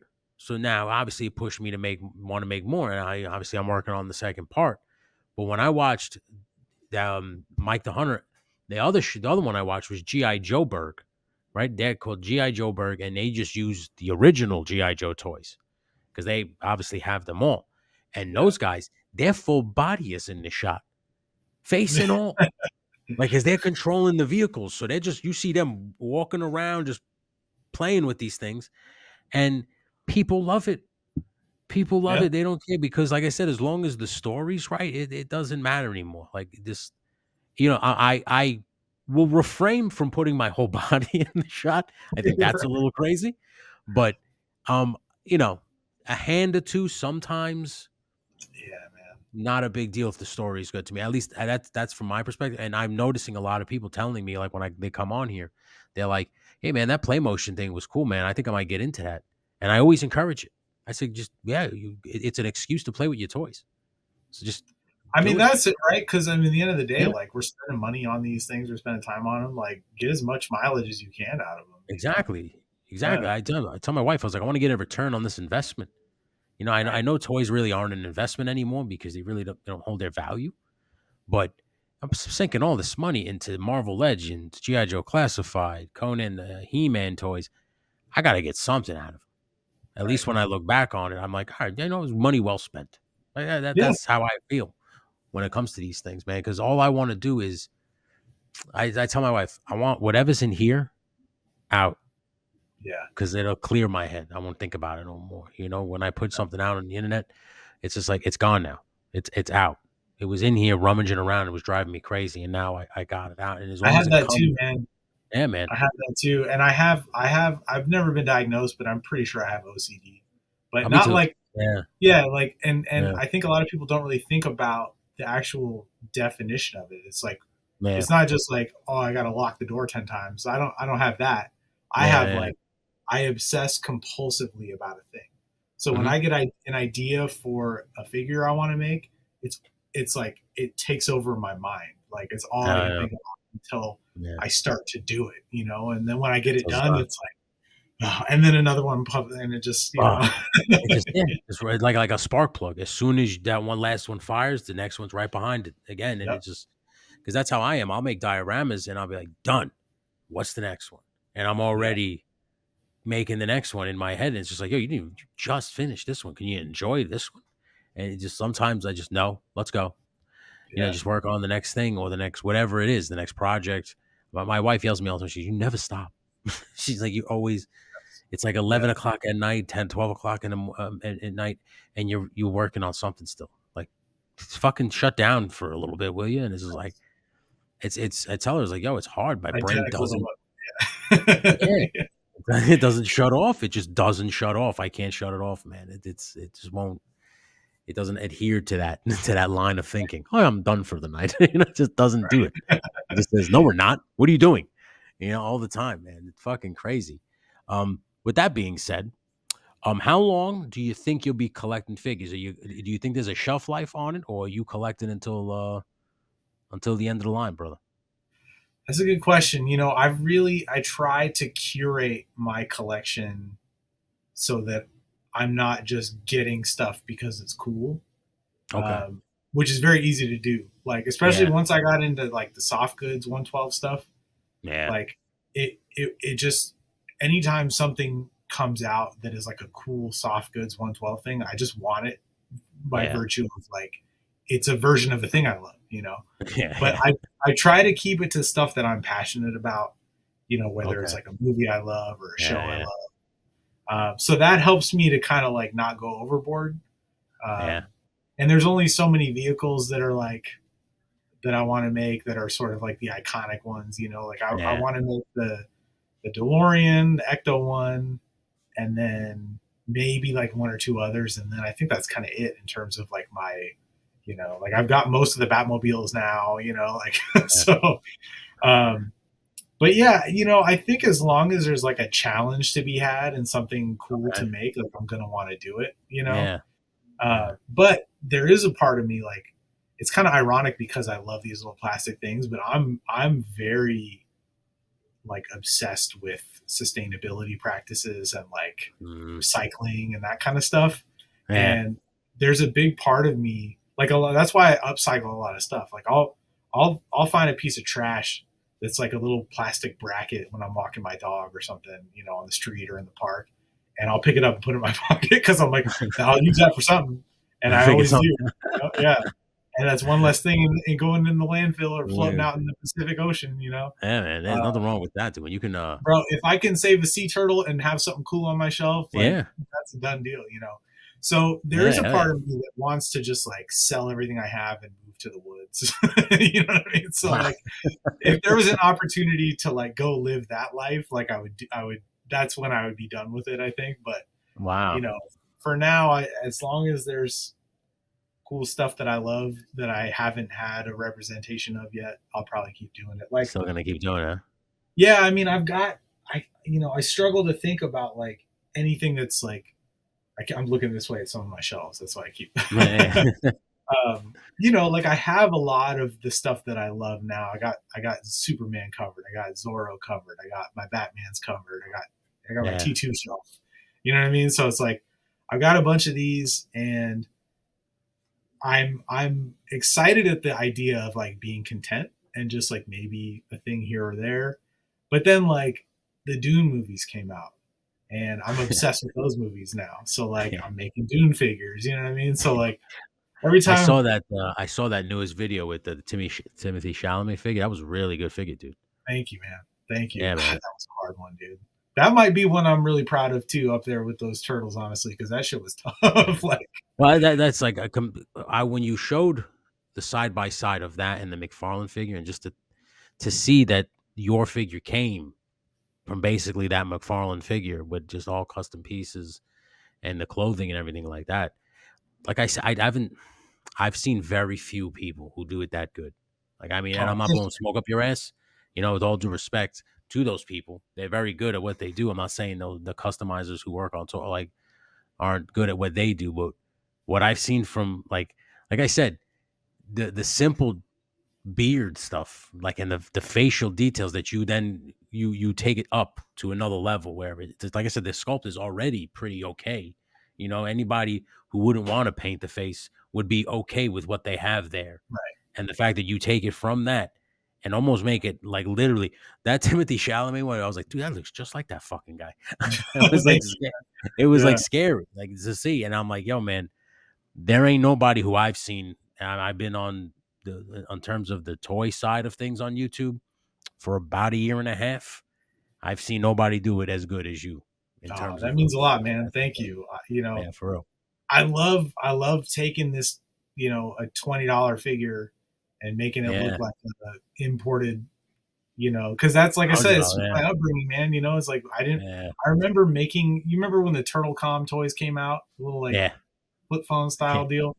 A friend of mine in my neighborhood had one, and I wanted one so bad, and so I made one out of like I don't even remember. I think I took like a little toy ball and I like cut it in half and I painted it like a turtle shell and I That's drew awesome. little pictures and made little insert things. You could replace the face cards like in the toy. So I even, just comes from even, that, like yeah, I even then you were making it better because I don't yeah, think well, the I was toy did trying that. to, like, and I love that problem solving of like, how can I make this thing that has so much potential that was pretty inexpensive, like Yeah, look like a premium thing that is like I'd be proud to have on my shelf. You know what I mean? hell yeah, So I that's really awesome. appreciate that, man. Thank you. No, for real, dude, yeah. I would now. I wanted to ask you about comic books because you're a Mhm. comic book artist and writer. You've worked Yes, for sir. Marvel, DC, Image, and Dark Horse, etc. Um, I have a couple of things that I was doing while I was in film school, and I've had a dream to put them into like graphic novel or comic book. For someone like me who's never done it, you've been in the game now for a while. Yeah, What would I have to do to get it from not because like I said, I can't draw or anything like that, but what would I have to do to get it at least on their radar where they'd be like, "Oh, let's hear the pitch yeah. for this thing." It's a really good question, man. It's kind of a moving goalpost. Like Okay. even I sometimes I'm like I don't know how, you know. And I got to be honest with you, man. I there are a lot of opportunities that I don't get, uh, despite having earned them, and Yeah. I think sometimes it has to do with my ethnicity. Like just Oh I think wow. people are just weird about. I don't think anyone at these companies is like outwardly like, Yeah, you yeah, know, evil or racist or something like that. But I mean, we live in the U.S. and it's post 9/11, and it's just like there's just a stigma. It's like the yeah, lock in the car door when you walk by kind of thing, right? yeah, So yeah, I think, and there's probably reticence to have an Arabic name on books in certain parts of the country, and still, you know what I mean. So yeah, for whatever reason, they say you got to be two of three things in this business. You got to be good, you got to deliver on time, and you got to be easy to work with. So if you can be any combination of those two things, you're good. yeah, Not to toot my own horn, but I hit all three, man, and yeah, yeah, the calls don't always come. So it's like, yeah, so I don't know. A lot of times I'm like, I don't know what I got to do to get these. yeah, I'm fortunate that I have worked my way to a place where I can tell my own stories, and I have a publisher who yeah. supports that. Um, but I mean, just recently I pitched something to uh, Boom Studios, and they were like, they greenlit it from a creative standpoint, but then when it came time to talk turkey, they were like, sorry, we can't make it happen. And I was like, I'm not even asking for like the moon here. Like these Yeah, are your terms, like you gave me a yeah. number. And I said, yeah, I can do that. And they were like, yeah, sorry. Wow. But then, like I was saying earlier, like I started cutting trailers for my books, right? Yeah, I And saw those. Yeah, no, I mean, people were making trailers, but nobody was doing them the way I do them. yeah, And now, like, Boom's doing them the way I do them. So it's one of those things where it's like, okay, they don't want to yeah, pony up, but so yeah, yeah, it's interesting, man. So I guess the long way to answer your question is like, I don't know. yeah. I have Like, no idea, right? yeah, I So, mean, when I was breaking in, it was different. Like yeah, okay, there was like a real sort of indie movement, right? It kind of goes in these cycles, right? So like, there was the independent boom of the '80s, right, where you had hmm, Ninja Turtles, you had Cerebus, you had all these black and white indie comics, stuff like yeah, that. yeah, The Crow came out, I think, what, late '80s, yeah, and you know, uh, then it sort of shifted to the '90s when it was all about Spider-Man, Deadpool, like these extreme, like the mm, the image launch and all that stuff, and it was just like the boom of speculator market and stuff. yeah, yeah, Then that started to go bust right around the same time you had like Vertigo coming out. So then it was back to more the kind of independent stuff. And that went on for a little bit. And so I got in kind of like at a time when indie stuff, with the power of the internet and self-publishing was an easier thing to do. Print yeah. on demand, crowdfunding had started coming around. So it was easier to kind of break in, and you could sort of catch the attention of the publishers by making your own thing Okay, if it got the right traction. So I yeah. was lucky enough that I paired with a writer buddy, and we did a thing that got us attention, and that was how we started to get work. And then from there, Oh, it's just kind of keeping your foot in the door, right? door. Yeah, yeah, Now the market is so flooded with the kind of stuff like what we were doing back before everybody was doing it. I honestly don't even know how I would break in now. I'm lucky that I'm an artist because there's a visual representation of what I do, and it's an yeah, easy yes or no in your brain if you like it or you don't. You know, yeah, yeah. so I think even if I weren't writing stuff, I could still have a decent shot getting work because like just give me a script, I'll draw it. Draw. Yeah, yeah. How does that work? So let's say I have it written, and I hire and we talk, we work out a deal, right? You become the artist of my book, and I just is it a script? Do you write it in a script form? How do I send it to you so you can write so you can now draw for me? Yeah, it's similar to a screenplay. If you've ever Okay. seen one of those broken down, like Yeah. um, I mean, screenplays are usually like center justified, and they'll have like the name of the person in the center or speaking and Yeah. stuff like that.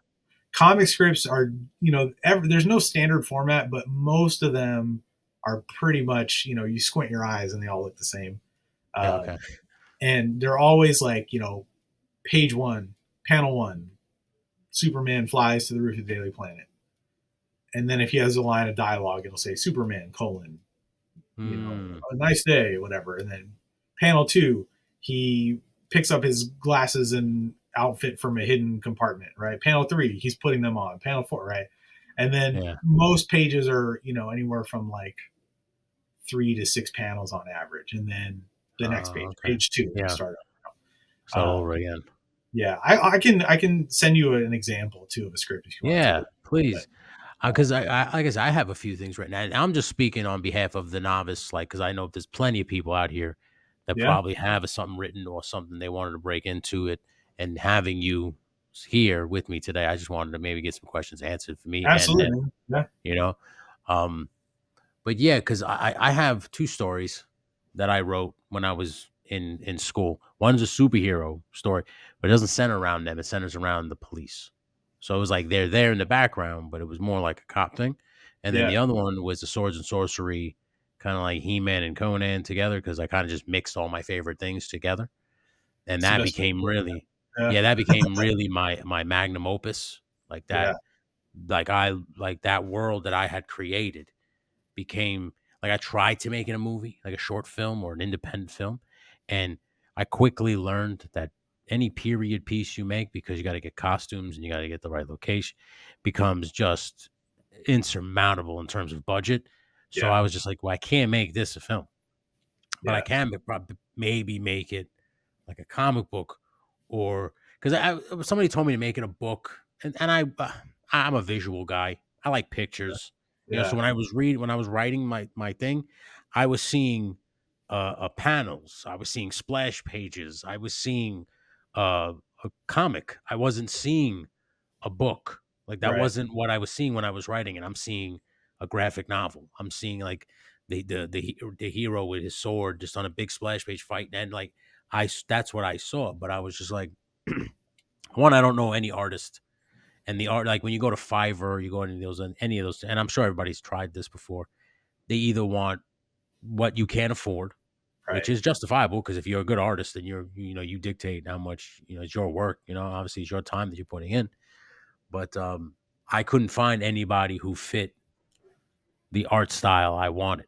Like when I Yeah. had guys, a couple guys who sent me their sketches of the character, and I was just like, that's not what he looks like. I just I wasn't trying to be a pain in the ass. I was telling them like, listen, I'm so sorry. I'm but I don't want to waste your time. Essentially, Right. you know what I'm saying? Like if you, It's hard to do, man. It's really hard to yeah, do. I'll tell you, as somebody who does writing and drawing, I could make an entire comic book as a one man team. yeah, I could not afford to do it without being paid to do it. Like it's the exactly, most, I had a lot of jobs before I became a comic book artist, yeah, and I've done everything from sales to restaurants service to manual labor, yeah, driving trucks. Drawing comic books is the hardest job I've ever had, man. It's like yeah, it takes so long to do it. Like one page is at least a day of your life every time. yeah, yeah. And as I get You know, older, like, I'm slowing down, man. I don't have the stamina I did when I was in yeah, my mid 20s trying to do this. You know what I mean? So for like, real, man. Do you have any? and so yeah, it's Does it tough. affect you anyway? Like, do you have carpal tunnel or anything like that Not from? yet, thankfully. Knock on wood. Okay, I'm hoping. Like my shoulder kind of hurts from doing this all day a lot all of time. day, yeah, yeah, But yeah, I'm trying my best to like stretch and do yeah, exercises that are strength training stuff for those muscles so that I'm not absolutely, hurting yeah, myself. But yeah, I've been fortunate, man. But yeah, it is just it's definitely like just you and drawing everything under the sun yeah. for 12 hours a day. I You have your own comic, like you just said, you write and draw your own comic book series. Do you still do others, or is it now just strictly your story and book? I do both. I prefer to do my own stuff. Okay. But it is like, like kind of like you were just saying, when you're planning this stuff out, you got to conceive the story, you got to write Yeah. it out, you got to make sure that the story's watertight. You got to Yeah. go through revisions and stuff. So sometimes you got to do some work to keep you going while you're doing that stuff. So Yeah. that's when I'll typically pick up like an issue of something at Marvel or that kind of thing. Um, Are you in that spot now where you can just like reach out to them and be like, yeah, man, I got some free time if you want to send me some so work yeah, or but that kind of like I was saying earlier, like they never give me. an opportunity to like really Yeah. sink my teeth into anything, I'm very grateful for the work they do give me. Like, Yeah. Yeah. and everyone I've worked with there has been wonderful to work with. Like, Okay. um, so I don't mean to make it sound like, but Yeah. like Yeah. I've said to them, like, I'm really appreciative of like the one shots or the fill in stuff. Like, I'm ready to like sink my teeth into like a mini series or several Yeah. consecutive issues or something, and it just never comes my way. And I've been at this for 13 years now. I've got, three Eisner nominations. That's like the Oscars of comics, like Wow. Yeah. I've got four graphic novels. I'm working on my fifth one that I've written and drawn by Yeah. myself. I've done other, I've drawn like 1,500 published pages, Wow. and for some reason, man, those chances never come. And I honestly, like Don't I'm know I'm why. well liked in the industry. Like people don't Yeah. think I'm an asshole. You know what I mean? Yeah. So Yeah. I don't know. I always end up kind of going, okay, well, if it's not any of that stuff, if I'm looking around at the table and everyone has a seat at it, none of them look like me, none of them got names like me. Maybe That's that's the the only thing problem. I can think of, Yeah. Yeah. So That's fucked up if it is. I will say this, but I yeah, mean, it's tough because like we're if you think about it, like when you think of a military person, what do you picture right now? Like what does the get up look like? well, BDUs, right? Right. Fucking That's yeah. a that's an Arab killing uniform. You know what I mean? Like when you think about it, Uh, like and Peace. not to get too crazy on it, but I mean, Yeah. just saying Yeah. like that seeps Yeah. into the psyche of people. You know, Yeah. Yeah. and so I mean, they're killing 100 Ibrahims a day in Gaza right now. You know what I mean? Like, Uh, so I don't like I was saying, I don't think anyone is like outwardly like yeah, that. I think it's Yeah. just we soak it in, and Yeah. so Yeah. maybe that's Like it. I don't know, on a but subconscious level or something like exactly, that. exactly. Yeah. Yeah. But like I said, I'm fortunate, man, because I get to tell the stories I want to tell, and that's when I'm Yeah. happiest. Right? Because Yeah. when you're drawing something from somebody else's script, it's kind of like they're going into your closet and like bringing some of their own clothes and going, okay, wear this shirt and these Mm. pants, and you're like, I would never wear this. Like I Where would this? never Yeah. Yeah. do this, Yeah.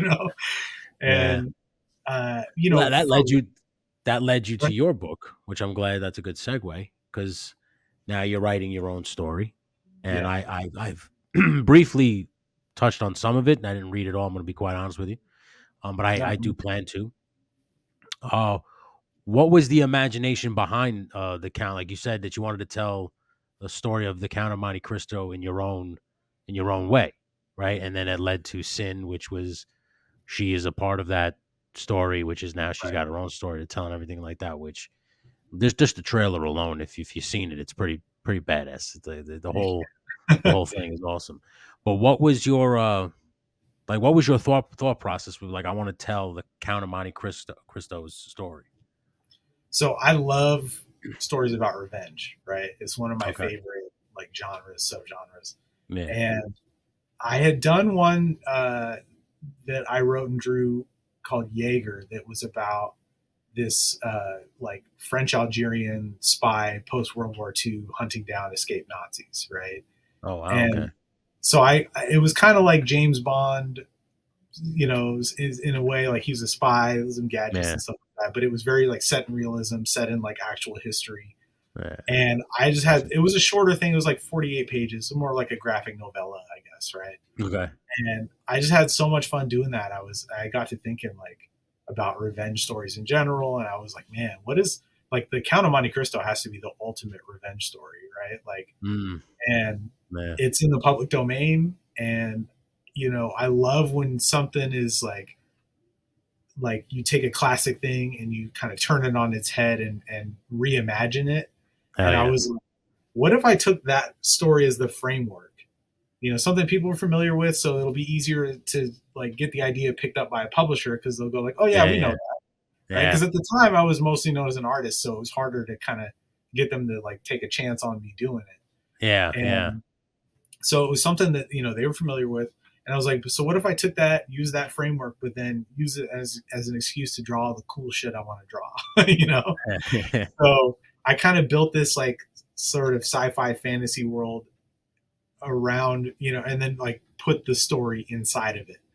Um, Hell yeah, dude. so I yeah, listen man, like it was super some of the fun. artwork. Some of the artwork. You're a talented artist, dude. Oh, thank you, man. Like I said, just seeing some of the pages that I saw for the brief time I saw, I'm like, man, this guy's good. Like I don't understand how. Like you're good, but like I guess I want to blow smoke. This is not a hour and a half fucking you know uh I can think of pipe. worse ways to spend my evening. Yeah. But like I said, when I saw your custom videos, because like I said, I found you on YouTube, and then to see that you were a comic book artist, and I'm like, fuck, this guy's talented. Like, why haven't we? Do you go to like conventions and stuff? Do you do like Artist Alley and things of that nature? Yeah, I mostly have just stuck to the West Coast though. I did a Ah, okay, show okay, in Charlotte it must have been 2017. Um, but just as I was about to start doing more shows like outside of the West Coast, COVID hit, yeah, and so that was I was actually about to yeah. do one in DC, in Washington DC, Oh in wow, 2020, and then COVID, yeah, but COVID. cons are hard, man, because like you got to bring freight. Like books Yeah, weigh a lot, right? So you got to yeah. bring books, and then a lot of times shows don't cover your expenses. Like you They don't got to cover pay any for of that shit. it. Yeah. So it's like it's really. I mean, you might break even, if you're not like Mm, I'm not a superstar in the industry, right? So it's like yeah, and then I got to be away from my wife and my dog, and all the shit I got to do at home, and I'm like, yeah. like Make it work. it's worth it. I love meeting people who, like read my stuff and, trying to sell books to new people, make new Mm, readers out of them and stuff. And, I love seeing my friends in the industry, but like it's such an undertaking and I don't enjoy traveling that much, yeah, so it yeah, all just kind of becomes like, oh, maybe I'll just stick around here and make a figure. yeah. Fucking yeah. you know, that and I think deadlines, man. It's hard. It's hard to like fit in a convention weekend, while 4 or 5 working. days. Yeah. Yeah. Yeah, So because that takes a lot of time between the traveling, like you said, traveling, gathering up all your inventory, then getting there, and then setting up everything, and then like, by the time you get home, you don't want no fucking work. yeah, and a hotel stay and Yeah, for a convention is like $800, and it's yeah, like yeah. I don't think I could physically bring enough books to like cover that. And I Yeah, do yeah. commissions, like I draw stuff at shows for Okay. people. And I'll do like pre-show commissions. So I'll take a list and then, I show up and usually, I'll have a few of them done or whatever. And then I Done take some already. stuff Yeah. to the show. But then you spend your whole weekend like this, Not even and look. Yeah, because you're drawing the whole time. yeah. So, they're not, cons used to be affordable, but then they became a racket. You know what I mean? Then it I became like, noticed that. Oh yeah. Oh yeah. yeah, it's a pop culture phenomenon. We got Marty McFly and Doc Brown at this one. We got They Batman's get, here. And you're just like, I can't.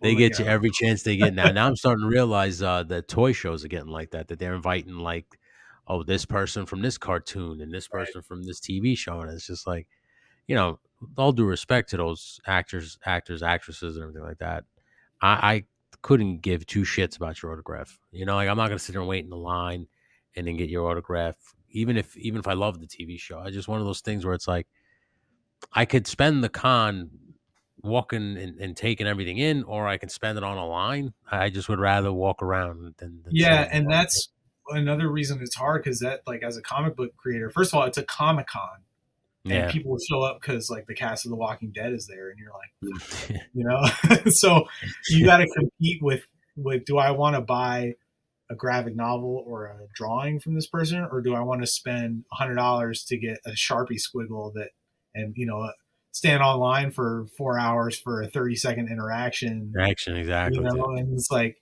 I can't compete with that, man. Like, No, so, yeah, yeah, yeah, man.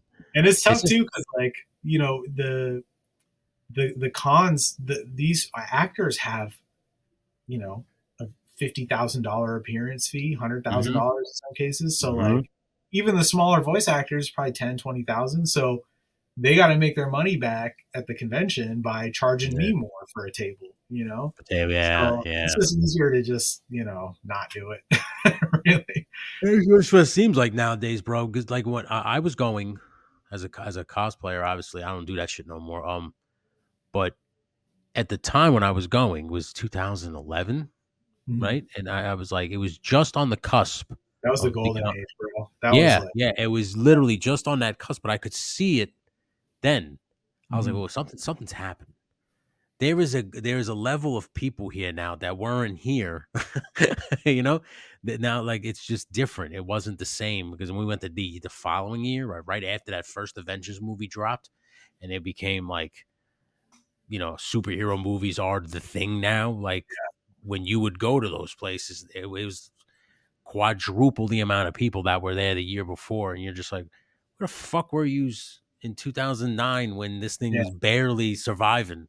You Yeah. know? The first like big con I went to, I think was 2007, and it was Emerald City in Seattle, right? I live in Yeah, Portland, yeah, so it's like a 3-hour drive up there. yeah.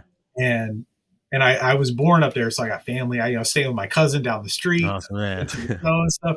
And I just walked right up, Margot Kidder and what's the guy who played Chewbacca? Peter I don't know something. his name. Yeah, Yeah. Anyway, the big guy in the suit, right? yeah, yeah, They're sitting right next to each other in the middle of the floor. It's not like off in a corner. It's not like yeah, roped off. They're like across from a dealer or an artist or something. And yeah. I went right up to Margaret Kidder and just started chatting with her, and she was super delightful. She told me a story. I got an autograph from her and took a picture just with my phone or my camera. Just like Awesome, yeah, you awesome, can't do man. that anymore, man. Yeah, Now it's no, like a whole forget thing. about it. Well, because when we went in 2011 in New York Comic Con, it was the big one. It was the big one, right? But it was technically partnered with the anime convention because they didn't have enough money to run Yeah, by itself, so it needed the anime convention to run. But yeah, then the next year, the anime convention was gone because everything was like I said, it was just a whole new different thing now. And I was like, whoa, man, like you could just like, and this is not no shot to anybody, but you can go to a convention now and tell who's not really a comic book reader. They're just there for yeah, completely different reasons. You're just yeah, like, okay, you're not here for the same reason that most of the people who used to come here before it was popular. Because I noticed, like, even those people that where the regulars, they stop going because it's like it's too crowded. It's not the same no more. It's like you said, it becomes a racket now. Now it's just a means to just suck any kind of cash they can out of your pockets.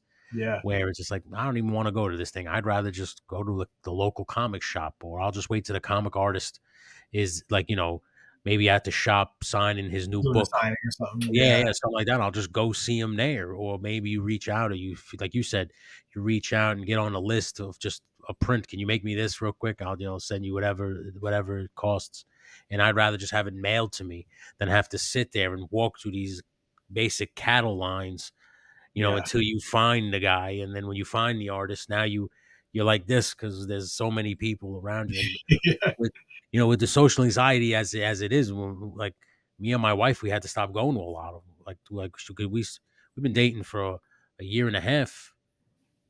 I told her I was like, I don't go to those things no more. She wanted to go to all of them. I was like, nope, I don't go to those things no more because they're the worst. I was like, and I hear the Javits Center is just a nightmare in the terms. absolute worst. I hung up that Comic Con thing in 2016, 2015. I was like, I am done with this shit. I like it is too crowded. I do not I just don't dig the people that are coming because they're not there for the love of comic books and toys and nerd culture and all that stuff. They're here because they have an Instagram that they want to flood with followers and shit like that. So they're showing up in a cosplay. They have no idea who the fuck character is. They're just there because they know that they can try to get a bunch of followers because they came in costume. And I'm just like, it's not. It doesn't have the same feeling anymore. So it's just Yeah, like this. I'm out. I don't go to those I things no went more. to San Diego once Yeah, in 2014, and I only got to go because I was up for an award, and they have the ceremony at San Diego, so they gave yeah, me yeah. tickets. So I was like, fuck it, I'll figure out where to stay. You know, I had a friend who let me crash in her room, and it was my wife and I had only been dating for a couple of months at that point, and it was her first convention ever. Like Yeah. that's the first one she ever went to was San Diego. You know, like it was wild, man. That Yeah. place was so packed, and like the streets, like I Yeah. just, it's not. 2014 too. That was like the hype. That was Yeah, 2014. That's when everybody was cosplaying, and that was the place to be, was San yeah, Diego Comic Con at that point. I remember that shit. I mean, and even now people still talk about it highly, but like I said, they've been slowly on a decline in terms of popularity. I've noticed over the last few years since the pandemic. Like once that pandemic hit, a lot of shit that was popular before it just doesn't seem as popular as it was. Like a yeah, lot of people aren't digging on it no more.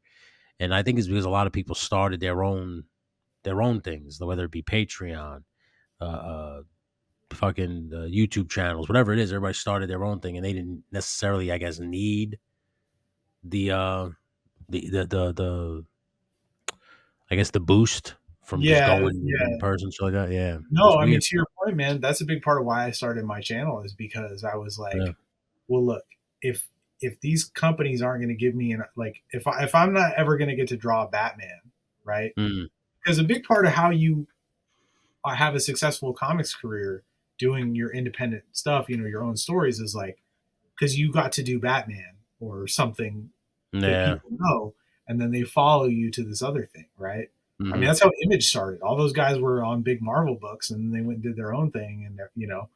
so Yeah. uh, I was like, okay, well, if they're not going to give me those opportunities, like I got to figure out how to get eyes on my work. Mm, What do I have to offer besides, like, I mean, dude, you know how hard it is in 2024, the year of our Lord, to try to get people to give a shit about anything you do, right? Because that's it's fact. all just coming at us a million miles an hour Yeah. across every Oh yeah. platform, and I'm Yeah. always joking like when Twitter shit the bed and everybody was finding all these different alternatives, and now Instagram is like their algorithm sucks, and it's like they're Hmm. scraping our stuff for AI, and like I was just like, can you imagine Frank Miller like going to draw a page of the Dark Knight Returns, going like, hang on, let me update 7 social media apps first, like drawing a page today, like this Yeah. guy again, picture of Batman, right? Like, so that's part of what we're up against. And I was just like, how do I get eyes on my stuff? Well, here's something I do that not a lot of people do. Yeah. And I can use those opportunities or use those characters to create my own opportunities, right? So, like, Yeah. my most viewed video is my '89 Batcave diorama that I made, right? Oh yeah. And what did I put in that video? Hey, if you like Batman, you might like this comic book I made that Look. has a Oh yeah. character that's a revenge thing, right? So Yeah. I try to use them as like an opportunity to tell people about my work, like in That's a hopes smart that, hey, move. if you like this, maybe you'll like that, Yeah, it's and a very smart move. thank you, Very man. I'm smart. just, you when you're climbing without the rope, and when you're not, you don't have Yeah. anyone above you going, here, grab my hand. You got to think of whatever you You got to can. do whatever you can. Did it? Exactly. Did you see a significant boost once the YouTube kind of got traction and stuff like that? I don't really have a way of tracking it Ah, necessarily okay. because like Okay. the numbers come through the publisher, and so I get like Ah, quarterly reports and stuff. But yeah. I do have people interacting with me saying like, "Hey, I just bought your book, man. I'm excited to Awesome. check it out." And Yeah. that's like, Awesome. dude, I can't even describe, like, I can't articulate how much that means when people do that, because it's like, you could be doing anything with your time and your money. And you chose to like spend a little bit of it on what I'm doing, and Yeah. like that's And just like, you And know, man, when it's your work, your passion project, and then people are reaching out to you to tell you, "Hey, man, I read your book. It's great." Like yeah, it feels good because you, like I said, that's what you wrote it for. And a lot of exactly. times too, and a teacher said this to me once. If I could take anything from film school, it'd be this. By the way, um, he said to me, "When you make something, you make it for you. You don't make it for anybody else. You make it for you. If Yeah, they love it, they'll like it, but you're making it really because you see something that you need to have that you want to make. So at the end of the day, as long as it made you happy, that's great. But if it touches people, That's a really great feeling. When Yeah, that man. happens, it's just like, oh man, I didn't expect, like I didn't expect you to have the same. Like when I was making this, it was really because I was trying to, whether it's anything, a story, artwork, dioramas, and you're just building it because you got to get it out.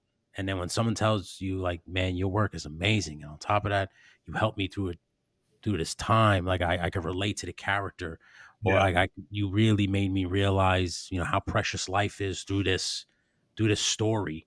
That makes you like, man, I was just writing it for me. I was just doing it for me, and the fact that I could help you, wow, thank you. Like Yeah. it's humbling. Like my latest book, Sin, the soft sequel to Count, Yeah, I I made that book like right after my dog died, and she was my world, man. Like yeah, I went from being, my father's from Egypt, like over there they don't have dogs really as pets like we do yeah, here. And so, I mean, he wasn't around for most of my life, but when he was, it was a lot of like, don't touch them, they're dirty, So I didn't fuck with dogs, yeah, like, yeah, and then, I'd pet him and stuff. My friends had him growing up, and but I was always like, they made my hands smell weird, and they try to lick yeah, me. My OCD, I was always washing my hands. Like I didn't want to, you know. And then I met my wife, and she had our dog Shenzi. She'd had her for about 6 months before we met, and okay, Shenzi was like very standoffish with me, and I was like, "That's fine. You be over there, I'll be over here." Like we got to like each other. We just got to live together, kind of thing. And man, like one day she just let me in, and I realized that I had kind of let that wall down, and yeah, like, bro, I saw the fucking Matrix. Like it was just like right there in front of me, like all the green numbers and shit, and I was just like, yeah, oh my god, I get it, and like she changed my life, man. Like she yeah, made man. me a better person. She made me more patient and empathetic, and like, like I went from like, why would you just need like, I was like, people with dogs just like carry around little bags of shit like a hobo with a bindle. Mm. Like, what is And then now I'm like, the consistency was pretty good. I think that new food's working. I like, I'm just like, I mean, she fixed stuff in me that I didn't even know was broken. Yeah, yeah. So The when we animals lost her, animals do that, man. I mean, we got a second dog to give her a buddy, Yeah, like, and that guy, let me tell you, man, he's a Texas pit bull. He's a rescue from Texas. They brought him up from like a no kill shelter, or from yeah. the kill shelter. Um, and he was a stray for the first year of his life or so, I think. Oh, And wow. bro, she was such an angel, and this guy was not a starter model, bro. Let me tell you Yeah. something. Like, so I had to learn to train a dog, and like, Oh, shit. I Yeah, mean, now that's my son. Like I love yeah, this little, like yeah. my That's whole awesome. life revolves around him. So, but when we lost Shenzi, she had like a heart condition, Okay. and the medication she was on for that gave her liver failure, because it was Oh, like, shit. it was this 1-2 punch. Yeah, It was awful, and like, so I sit down to make this book, and like I had always intended to have like dogs as an element of it, like this. Long story short, the character is trying to escape her violent past, so she goes to yeah, disappear in this like dusty corner of the world where nobody knows who she is, and she yeah. takes up with this family that like rescues stray dogs, right? So I one of the things when we lost her is like, I didn't want to forget what she looked like. I mean, that's Yeah, always like, yeah, when you lose somebody or something, you just like worry about like, I won't be able to call their face to memory. yeah. So I I put her in the book, which was I was always going to do, but now I had this like anchor. You know what I mean? It was like Mm, a way to like, when it's like when you take notes when you're listening to something, you commit it to memory more. Like yeah, yeah. drawing something is like that times 10, right? Like you Oh, you yeah, just know every curve and every. yeah. So putting her in the book was like really cathartic for me, and like, around that same time, like a month after she died, Rocky, my pit bull, bit me in the face. Oh, And goodness.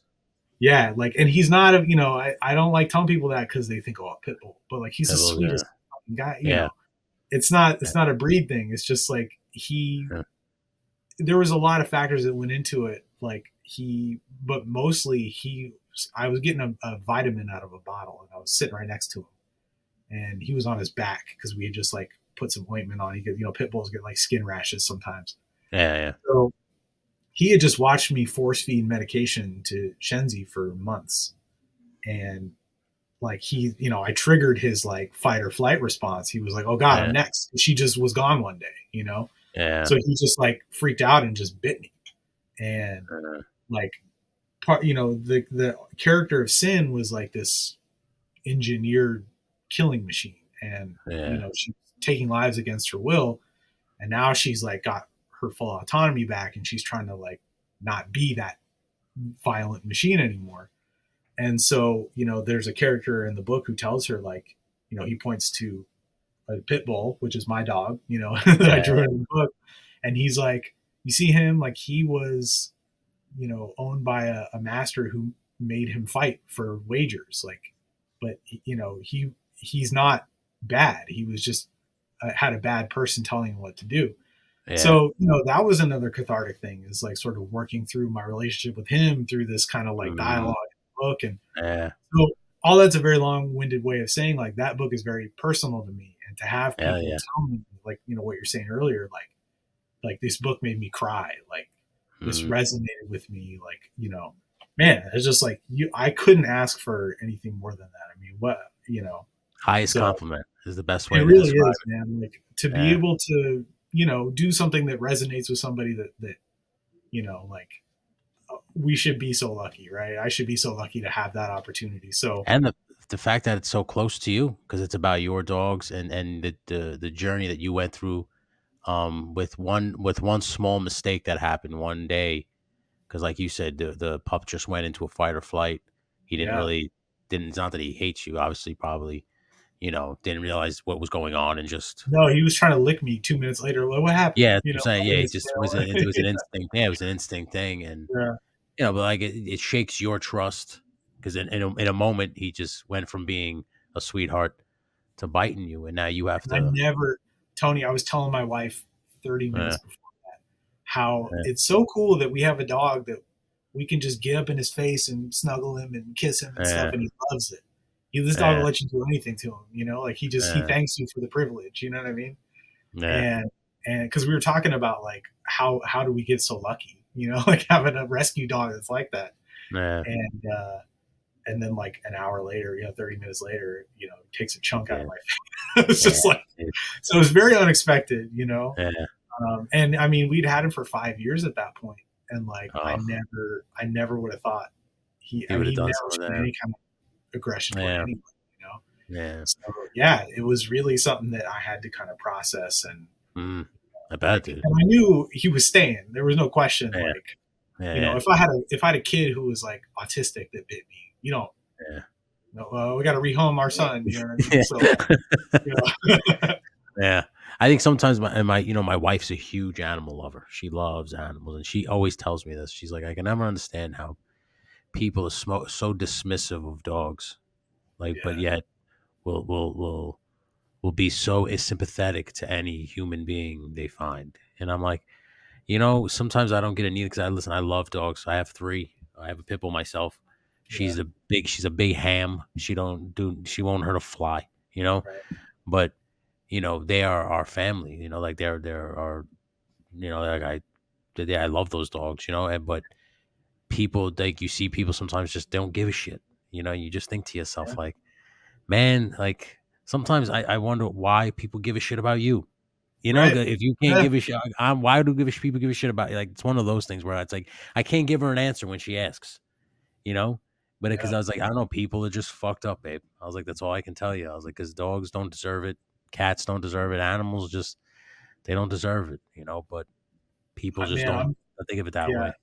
I'm right there with her. I'm like Yeah. I'm a vegetarian because of my dogs. Like I Mm, saw, I grew up eating meat my whole life. I saw a yeah. video of a cow playing with dogs, Yeah. and I Yeah. was like, fuck, they're the Mhm. same, like just in a Yeah. different For real. package. You know what I mean? Like, Yeah. and then that just led to me like just kind of cutting out You all stay meat. away from it, yeah, because you start to realize that, man, they don't ask for that shit. Like, Right? this is not what they were put on this planet for. Yeah. I mean, listen, I don't eat red meat. I refuse. I just don't do it. I mean, I do eat chicken and fish, yes, but I see cows. It's the same thing as you. I saw this Yeah, video one time. This lady was like, "Cows are just like dogs. They love you. They have the same kind of like a dog. Would you just kill a dog and eat it? And right. just like absolutely not. Some So places they do, and we think it's barbaric, right? So yeah, like, yeah, and then like in India, for example, cows are sacred; they don't eat them. yeah, So yeah. it's like, So yeah, it was definitely. I mean, I started with red meat, and then eventually, like, I saw this documentary on Netflix called The Game Changers. I don't know if you've heard about mm, that, I think I've heard of it. but Yeah, yeah, yeah, it was really interesting. It just broke it down, and it was like it just kind of talked about how, like, because my whole life I was like, well, the only place to get protein is from meat, and like nobody ever tells mm, you any different, like. yeah, yeah, And then I watched this documentary, and it just was like, when you hear, somebody who, like, you hear about somebody going to a hypnotist to quit smoking, and they just yeah. wake up and don't ever want. That's what happened to me, and I'm just like, I That was it. have been 5 years now, and I don't even Don't even want it. they don't need it, right? They don't even need it. Yeah, Yes. Once you realize that you can find whatever you need somewhere else, I think it tends to just kind of open your eyes and realize, oh well, I'm telling myself that I need this specific thing. Turns out I really fucking don't. yeah. Um, it goes for anything. Like you said with cigarettes, sometimes like I quit cold turkey with cigarettes one time because because I went to the store and the guy told me that the cigarettes were $10. And Right. and I looked at him and I said, "For a pack of cigarettes?" He said, "Yes." I said, "Fuck this, I'm done." And I literally walked out of the store. It was like something shattered in my head. Like I don't know Yeah, what it was. It was just like I don't need these things. They're gonna kill me, right. and I'm spending money that I need. So it was like a win-win. So I never look back. But it's just the same thing with That's a used like I said, Marvel Legend right there, man. You know? yeah, absolutely, no, for real. And like I tell her like for currently like I said, I hurt myself at work 10 years ago, a little like 11 years ago, and I've had nothing but problems ever since. But I assumed that was the straw that broke the camel's back, but I was suffering from other things because of wrestling without question. You know, so I went. Um, the doctor that I had gone to it when the injury first happened, they would just feed me pills. They would just Yeah. here. They didn't give a shit about anything else. To just here to go get and yeah, you go down a dark road, you know? And then like one afternoon, I'm just sitting here, you're like a zombie and all those things. And my friend is like, you don't need those things, dude. And he like kind of spelt out this whole thing for me and go down this road and do this and do that. And long story short, he puts a bong and a bag of weed in front of me and he says, just try this for one day. And I guarantee you'll have all of the positives without the negatives because when I was taking pills, it was depression to the 10th degree. It Yeah. was suicidal thoughts to the 10th degree. It was just not pretty. The place that I was in you could not sustain a life there, right? And one hit, all the fucking positives, none of the negatives. That's And great, man. on top of that, sometimes you miss smoking, you don't smoke that day. I'm I'm not fiending. I'm not shaking. I'm not like I need this. I'm not taking shit out on Yeah. people. It's just like all right. I'll smoke when I get home, or I'll take it when the pain is bad. Is real bad. And I can't fucking function. Well, like I always tell people, like some people say they can't smoke because their paranoia goes to 100, which I've seen 1,000 times over. I'm sure we all have if you've been around a smoker, right? Um, it's the opposite. But because I tell people my paranoia is at 100 already. So when I'm So yeah. So when I wake up, my brain is already firing at 100 miles an hour, and I'm already thinking about crazy shit. So when I take a hit or I take an edible, whatever the case is, and that shit kicks in, all it just goes, and now it's just doing this, and now I can function. I can see everything. I can figure out what I need to do for the day, and I can actually go and do it without like my wife says, you have 100 screens on. They're all playing something different. You're- She's like, I know. and she goes, it drives me fucking crazy because you can hear them all. Like I could tell you what someone's saying on a computer. If I'm watching like a tutorial, let's say on a computer, but I have a podcast on the TV, I can tell you what's going on. Like, and it drives her crazy. I said, I don't know Yeah. why. Just when I smoke, I can hear everything because everything slows down. I was Yeah. like, it's weird, man. So I can't explain it. I went my whole life. To this day, I've never had a drop of alcohol, Yeah. never smoked a cigarette, never smoked weed. About a year ago, I was having a really hard time sleeping. Like, Mm, hyper vigilant. I always have been. I live in kind of a rough neighborhood. There's yeah. sometimes a lot of times you play the game. Is it gunshots or fireworks tonight? Like, well, Jeez. and like I'm the man of the house, right? Like, this is Yeah, my yeah, responsibility to protect. And so I'm just like every every little sound was that. yeah, And just like stress and other shit. So my wife was like, for a long time, trying to get me to just try an edible. It'll help you sleep, yeah, right? So I took a quarter of one. Nothing happened. I'm like, this is yeah. bullshit, right? Sometimes it I doesn't said, work, okay, man. try more. Yeah, I tried to take a Yeah, half of one. Nothing happened, right? And then I think one night I even took a whole one, or maybe three quarters or something. Nothing happened, right? Then, the problem persists. A couple months later, she goes, look, take one after you eat, like with dinner. We had a yeah, late dinner that night. Took a whole one. Go back down to my office. I'm drawing, and some friends and I, some other comic artists and stuff. We have like a chat where we watch movies together and shoot the yeah, shit while. yeah. So we're doing that, and I remember, so I'm on my Cintiq monitor drawing, and I go to look at the screen of what we're watching, and it just is like, and I was like, what the fuck, dude? I was out of my mind. I was like, I went from 0 to like 100, 38 years old, first time ever in my life. I just, bro, I was like, I gotta go to bed. I, I, I couldn't stop laughing at just how ridiculous it was. Like, so many times in my life, people try to get me to get high. Dude, try it, man. You'll open your mind. You'll think of new dance moves. You'll be so creative. And I'm like, no, no, no, no. I'm a goody goody. I'm a Boy Scout. I'm not doing it. I'm sitting here in my basement drawing a comic book at 11:30 at night, just roasted, and I'm just like, it's the funniest thing in the world. So then I go upstairs and I'm like, all right, it's time to go to bed. I'm brushing my teeth and I'm telling my wife, I don't know, maybe it was just like a quick thing. I feel better now. And then the toothpaste hit my mouth, and I Yeah. had a dream standing up. I was like, oh no, this is just getting started. Yeah. Bro, we're laying in bed and I'm sitting there like singing the theme song to Perfect Strangers. That's a great song. And then, yeah, and then I was like telling my wife, like, why do I know every harmonica note of that? And I've never played the harmonica. Yeah. Like, what? And then I went on this rant about Seinfeld and how he should really aspire to, not have this weirdo popping into his front door anytime he wants. It was a trip, man. I've been too, like, I was like, I can't have another one of those, so I haven't gone Lights. back. But she's like, I'm telling you, take less next time. It'll be, Yeah. so one of Probably these days I overdose a might little have bit. to Yeah. do it to chill You out got to a see little. what you got to see what the milligram count on was on that one you took. I thought I Might was have- like, oh, half of one didn't do shit, but Yeah, yeah. turns out I was. Sometimes I've noticed a few times with edibles, they're hit or miss. Like you'll take one and they won't work, and then you'll take two and it won't work, and you're like, all right. And the next day, 2 days later, I come back, I'll take four. It'll just be the two didn't work, and then all of a sudden, it's like, no, four's too many. You're like, no, no, don't take that many ever again.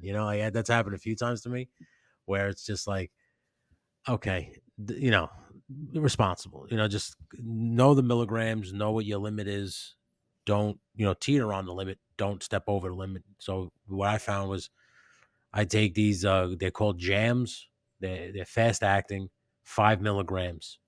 I take three, 15 milligrams. That is perfect. Not too Yeah, high. Not. I mean, you feel it. I can lay in bed. I can sleep because I suffer from insomnia as well. Cannot sleep. I will lay in bed and I will just stare at the ceiling. And my wife is one of those. She's a stickler. We have to go to bed at the same time. We have to lay in bed together. I got to rub her ass so she can fall asleep.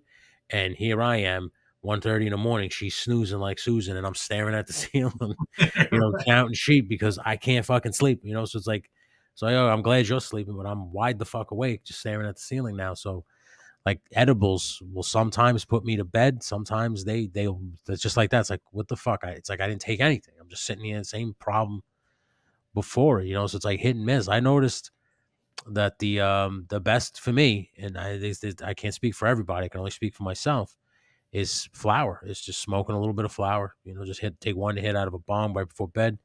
I go in there, I lay next to her, rub her ass, but before you know it, I'm asleep before she is now. What is is flour like a euphemism for weed, or is that an actual Yeah. use? Like, Yeah, oh, no, okay. no. I was like, I was like, Yeah, you put yeah, like a flour. chrysanthemum in that mug, and You can. I yeah, have thrown lavender, because lavender, it calms you, and it has all that same properties if you drink lavender tea. My wife's big into plants and stuff like that, so she knows all the herbs and shit like that. So she's always schooling me and shit like that. So sometimes I'll throw a little bit of lavender in with it, and like I said, just take one hit, and before you know it, you're like, oh, because I like lavender's like a body thing too. Like when you smoke lavender or drink lavender tea, your whole body relaxes. It's pretty Jesus, impressive. I Yeah. gotta So try. like like I said, if you never wanted to touch weed again, I would recommend lavender tea. Yeah, Try it, because that'll relax you, and it's healthy, and you won't get any fucking crazy uh trippy moments I definitely will. You on know it. what's Yeah. something to take it back to figures real quick? Something I do to instead of counting sheep, I build a figure in my head In my when I'm head, trying to that's fall like asleep. I do the same Puts thing. me I out build every dioramas. time. Yeah. Yeah. Yeah. Yeah. Like Oh, something about going through like the methodology and like the yeah. procedure of like, okay, I'll take this piece, do that, and then you know. It is, yeah. Like I'll run through, like, all right, this is the scene I got to film tomorrow for the play motion, and I got to do this, then he does this, and he does that, and before I know it, sleep. Yeah, I'm out, or just exactly where I need to be, man. It's like I said, the processed toys, man. They just take you to a safe place. They clear your head. They do everything I, you needed to do. my favorite thing to do is put on an audiobook and then work at my little Yeah, workbench yeah, on the custom, man. Like, hell yeah. that's my ideal Saturday right there. You know? Dude, one and the same, one and the Yeah, same. I mean, and the one thing I can honestly say, and I'm so happy, and I brought her up so many times, is how supportive my wife is with it. yeah, She tells me I'm fine with that. I don't have to go nowhere. You do not have to take us anywhere. So you want to sit here and just work on this? I can work on my stuff. And we can just sit in the room together, put a podcast on. Sometimes we'll just put on ambient sound, yeah. whether it's a castle, fireplace, water, just music, whatever it is. We just sit here and we get some shit done together. It's to me, there's no better time spent than that way. To Yeah. me, like I said, my personal opinion, like, Yeah. No, I'm lucky like you, man. My wife is like super chill about all this. Like, yeah, yeah, she if anything, I'm the one who puts more rules on it than you know what I mean? Like I have a thing like no figures outside of my office. yeah, Like, you know what yeah, I mean? Like I'm not like our living room's our living room, yeah. But she's into, I mean, she's like she likes reading fantasy novels and that Awesome. kind of Yeah, stuff. She reads like she had a whole shelf of graphic novels when we met. So like, she appreciates it and she yeah, understands my passion for it, and she is passionate about a lot of stuff too. So like yeah. sometimes there's a couple things that I'll get for her, like Hell figures yeah, of the things she likes, because I'm yeah, like, yeah. yeah, she'll put that in her little reading area with her books, Yeah. you know. She'll appreciate it for sure. My wife's the Yeah, same way. I get her toys all the time. Like, she collects all those, like, she likes My Little Pony and all that stuff, because that's what she grew up watching. So whenever I get yeah, her that shit, she's like, "Thank you so much." She puts it on her little shelf. It's like nice. nothing compared to my shelf, obviously, but she'll take it, But I appreciate her because she appreciates me, and supports this whole crazy hobby. Because like mine spun out of control, bro. When I tell you, it started with Marvel Legends, and then from there, I went to GI Joe Classified. Then I went to He Man. Now it's basically anything, like you said, anything that reminds me, oh shit, RoboCop, or oh, Yeah, like that kind of stuff. You see it, you have to have it. Like, that's where I'm at now, because I have literally every single Marvel Legend you can think of, every single GI Joe you can. That, I was very lucky that two things. One, me being so obsessed with realism yeah. meant that I went the soft goods route, which Mm, means that they're fewer and they're more oh yeah. expensive, and I Yeah. can't flash out on them as much, right? Yeah. I Yeah. got to be Yeah. more selective because if I was into legends, forget about it. you It's know. it's it's it's a money pit. And then like GI Joe, Yeah. I'm just the generation after GI Joe. I Yeah, think you just missed like it. Yeah. yeah, like my older cousin played with GI Joe, right? Yeah, yeah. And I just it wasn't even on my radar. I never saw the cartoon as a kid. Yeah. Like I was Yeah. born in '85. I feel like that I was like right, You you were right know. on the edge because I was born in '82, Okay, and, yeah. See, that so was was my the cousin. Yeah, yeah, that was the year Real American Hero came out, the yeah, cartoon. So, like, as I was coming up, 3, 4, 5, 6-ish, my father used to play it to wake us up in the morning because it would air at 6 a.m. by us, and that yeah. was our alarm clock. He would blast the theme song to wake us up for school and shit like that. I'll never forget those days, I and think then that's the dad thing is part of it because my dad yeah, he liked Superman and Batman when he was a kid, and so that's why I had the Christopher Reeve Superman movies rented for me from the video store. yeah, yeah, yeah, My first comic books were a Batman issue and a Superman yeah, issue. yeah. Like and like him being from the Middle East, like I don't think they really fuck with GI Joe over there. No. so, Yeah, my so fault. it just like was never put in front of me. Yeah, my Uh, father was a veteran. That's what it was. That's why I always knew because he loved swords and sorcery. My father is a yeah. big I sci-fi remember you swords and saying sorcery. that like you saw Conan from the other room, and it was Yeah, like I was watching. I'll never forget that story. I tell a story all the time because I was just sitting there like on the edge of my bed, swinging my legs. Because you're like a little kid. I'm just sitting there like this watching it, and it's Arnold Schwarzenegger just being a badass. yeah, And I don't know what the hell's going on. He's swinging an awesome sword. He's fighting monsters and giant snakes. I'm like, what the fuck is this? And my father just kind of peeks in like this and he goes, "Are you watching this?" And I go, "Yeah." He goes, "You can come in here. Like, I'll tell you who it is. I'll explain it, the nice. movie to you." And I sat down with him and then he told me that. And then as soon as that movie, I mean, the credits just started rolling, he gets up and he had the old, that old wooden VHS with the case had all the VHSs Yeah, in it. He yeah. opened it up and he takes out Was it Beastmaster. the click click? You Oh push yeah, on it. oh yeah, Yeah, oh yeah. To push it and open up. Yep. Oh yeah, the magnet shit. And he takes out Beastmaster and he puts that on, and then he grabs Dragon Slayer. And we spent the whole day, just the whole day, that's watching all awesome. those Swords of Sorcery movies. And then from that point on, whenever they would come on TV, he'd be like, "Hey, Beastmaster's on if you want to watch it at this time." Like, hell yeah, and just sit with him, watch it. And that's how we got along. And like I said, GI Joe was literally my alarm clock. Yeah, Because I would sit there and watch it as a kid because you wake up, you get ready for school. So you'd watch it. And so I had like an affinity for it in that kind of sense but that didn't bond me and my father the way Conan did. yeah, The way, like, the way Lord of the Rings did. Like those movies, me and him really kind of like sat down and would actually watch and discuss and actually bond over. Like, I couldn't ask him about Vietnam. He wouldn't talk about that shit. Still doesn't. He's yeah, 75. You ask him, he won't talk about it. He refuses. It's none of my business. And that's fine. I totally respect that. But if I ask him about Conan, he'll talk my ear off. So it's one of those things where I'll take what he gave me and I'll bond over that. I don't need all the shit. So, and I always tell this story. The only reason I started collecting G.I. Joe Classified was because I needed bad guys for Marvel figures to beat up when I was doing photography. yeah. And I just looked at Gung Ho and I was like, man, this is what fucking G.I. Joe figures look like. I didn't even, because when I Man, was a that kid, they went deep on that line too, and I'm so grateful that I missed that boat because like yeah, dude. one They're of doing my best vehicles now. friends, he collects those and he has a bunch of the Valaverse stuff too, Yeah, I got and those like too. Yeah. yeah, he's got probably all of them and multiples. Yeah. You know what I mean? Yeah. Like and his tank Yeah. and I got two it's of like them. yeah, it's I mean, and it's like you get one and it's like well Yeah. I gotta The, get with the all of them. problem, the problem with GI Joe is it's very designed to be army building. So Yes, like yeah, you can't just buy one Cobra soldier. What is he going to do with that? The Cobra right, commander is not going to command one soldier. So you need the army, and then like you get one his tank, but there was a fleet of his tanks, so you got to buy multiple tanks, and then now at Comic Con this year they're going to announce the Rattler, which is a giant plane. So it's they did the Dragonfly, which was a helicopter last year that comes out in the fall or the where are we winter. supposed to put all this shit?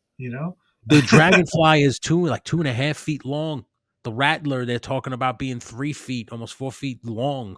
Like it's like, where the fuck are you gonna put that plane? I Yeah, don't. I mean, listen. Will I jump off the fucking cliff and get it? Of course, because it's gonna right, fund. and it's going to hit all the tiers because everybody wants GI Joe. But for a line that was only supposed to be one wave to be out now for 3 years and at probably one of the most profitable lines that Hasbro has, Yeah. I you can't. I mean, listen, I never expected this to get this many vehicles. I mean, I can't believe that the Tumbler is coming now, and they're talking other more vehicles. Like I said, told you before, the Ecto 112 Yeah. scale Ecto is now coming. Like it's just it's a wonderful time to be an action figure collector and to be in this kind of world because I'm like I tell people all the time, 41, and the fact that I can go to a store and buy a He-Man figure still in 2024.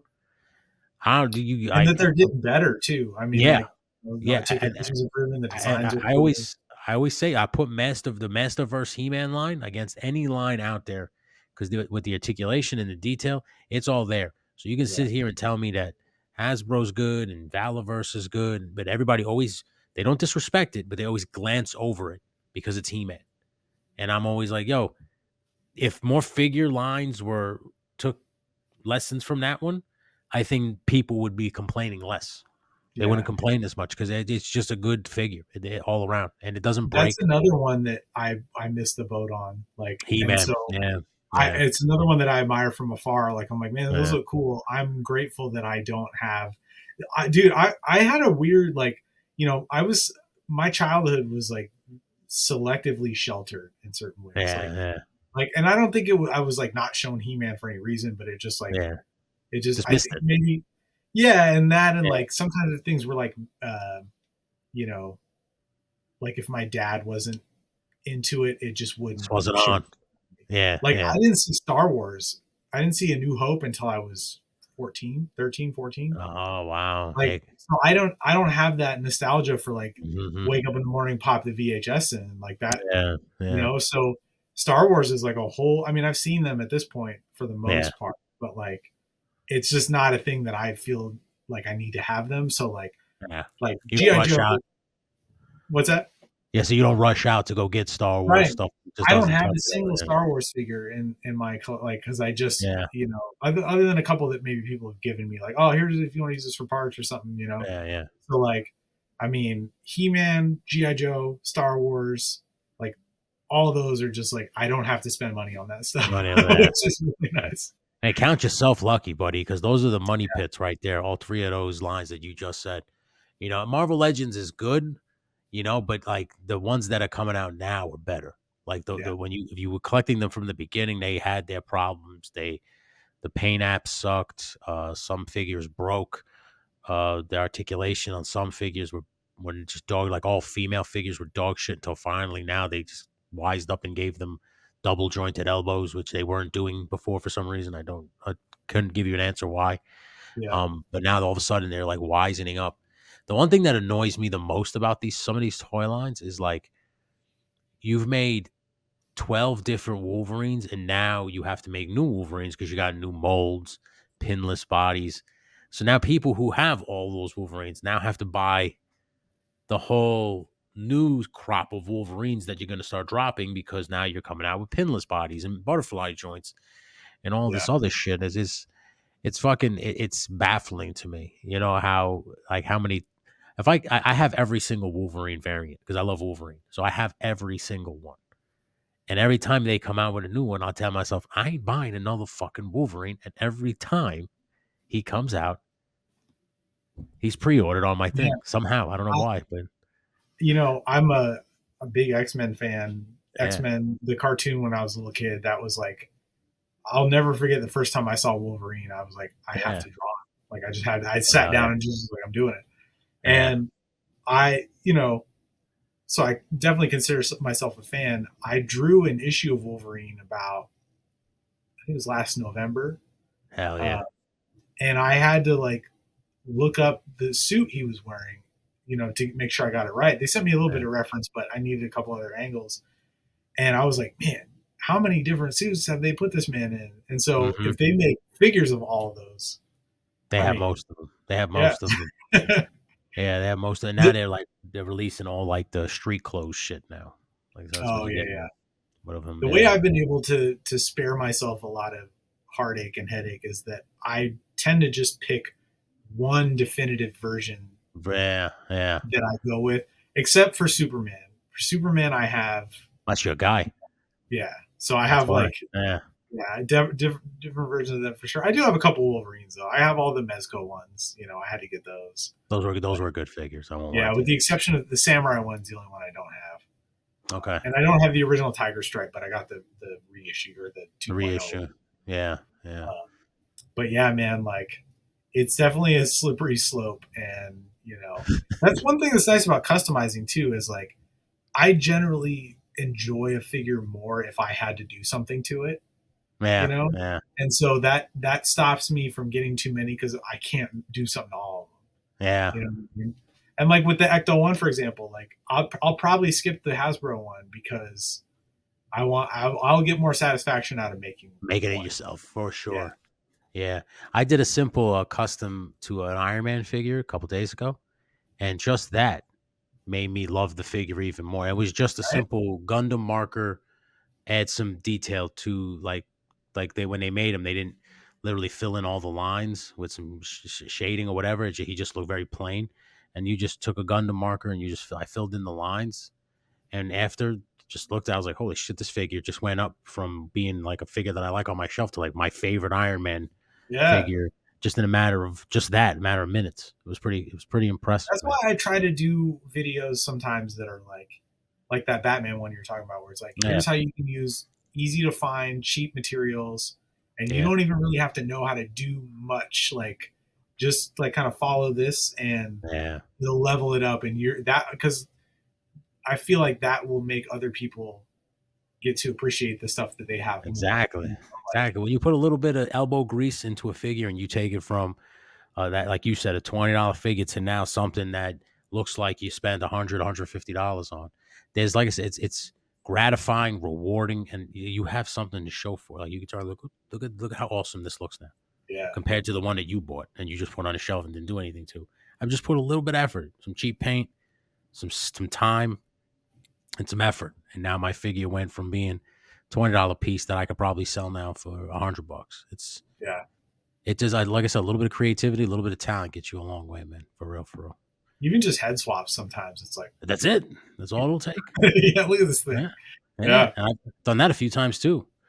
But on that note, buddy, I'm gonna just sit here and say thank you so much for joining me tonight and gracing me Oh, with of your course, presence man. and your knowledge and your great stories. But you can follow this fine gentleman at Ibrahim Mustafa, right? That's on all social medias. Yeah, if you type that in, it should pop Everything up okay? Everything on will come up. You can go to Instagram. his. It's Ibrahim underscore M underscore art, because All right. like Okay. there's a million Ibrahims out there, so I had to Yeah. get a little creative. but yeah, if you type in my name like on YouTube for sure, it's just Sure. my first and last name. You'll First see name. my You can go to my name. IbrahimMustafa.com. You can see all his great artwork, and you can purchase his comic book, The Count, and Sin, and Jaeger, and the other fine books that this gentleman has written. Um, and if you sat here today and you watched this, I highly recommend going over to his YouTube because you're going to learn a lot of stuff. If you're a customizer, if you want to kit bash an action figure, but you don't know how to do some paint apps, this is the guy to go to watch all that stuff. If you have an idea of customizing a vehicle, you need some pointers. This is a great channel to learn all of that stuff and the dioramas. You said it before, and I didn't give you your flowers. I'll do it right now. The 89 Bat Cave that you built, top notch, like for Oh, real, dude. thank you, Yeah, thank you. so check that out. It's one of his best builds. If like I said, plenty more there, but if you're gonna watch that, that was really good. Thank So you, man. again, And I do have one too that's like an easy how-to diorama one if people are wanting yeah, to build dioramas. Like I I saw that did too. one that's like you don't have to know how to like cut foam or anything. Like it Yeah, was all yeah. just part of it was like a yard sign, Yeah. but I have to like say, I because of that video, I bought those paper that stick oh the brick paper. yeah, yeah, I bought gray because I was doing the same thing you were doing, a sewer diorama, and I was trying to I'm so sick of carving bricks when I Oh my god, dude, it's the most tedious. I cannot stand it. So when I saw that, I was like, okay, I think this might be the way. So yes, check out that video. He does have that up there on his YouTube. But this has been Talking Figures. I am Tony. That is Ibrahim. And until next time, keep on playing, everybody.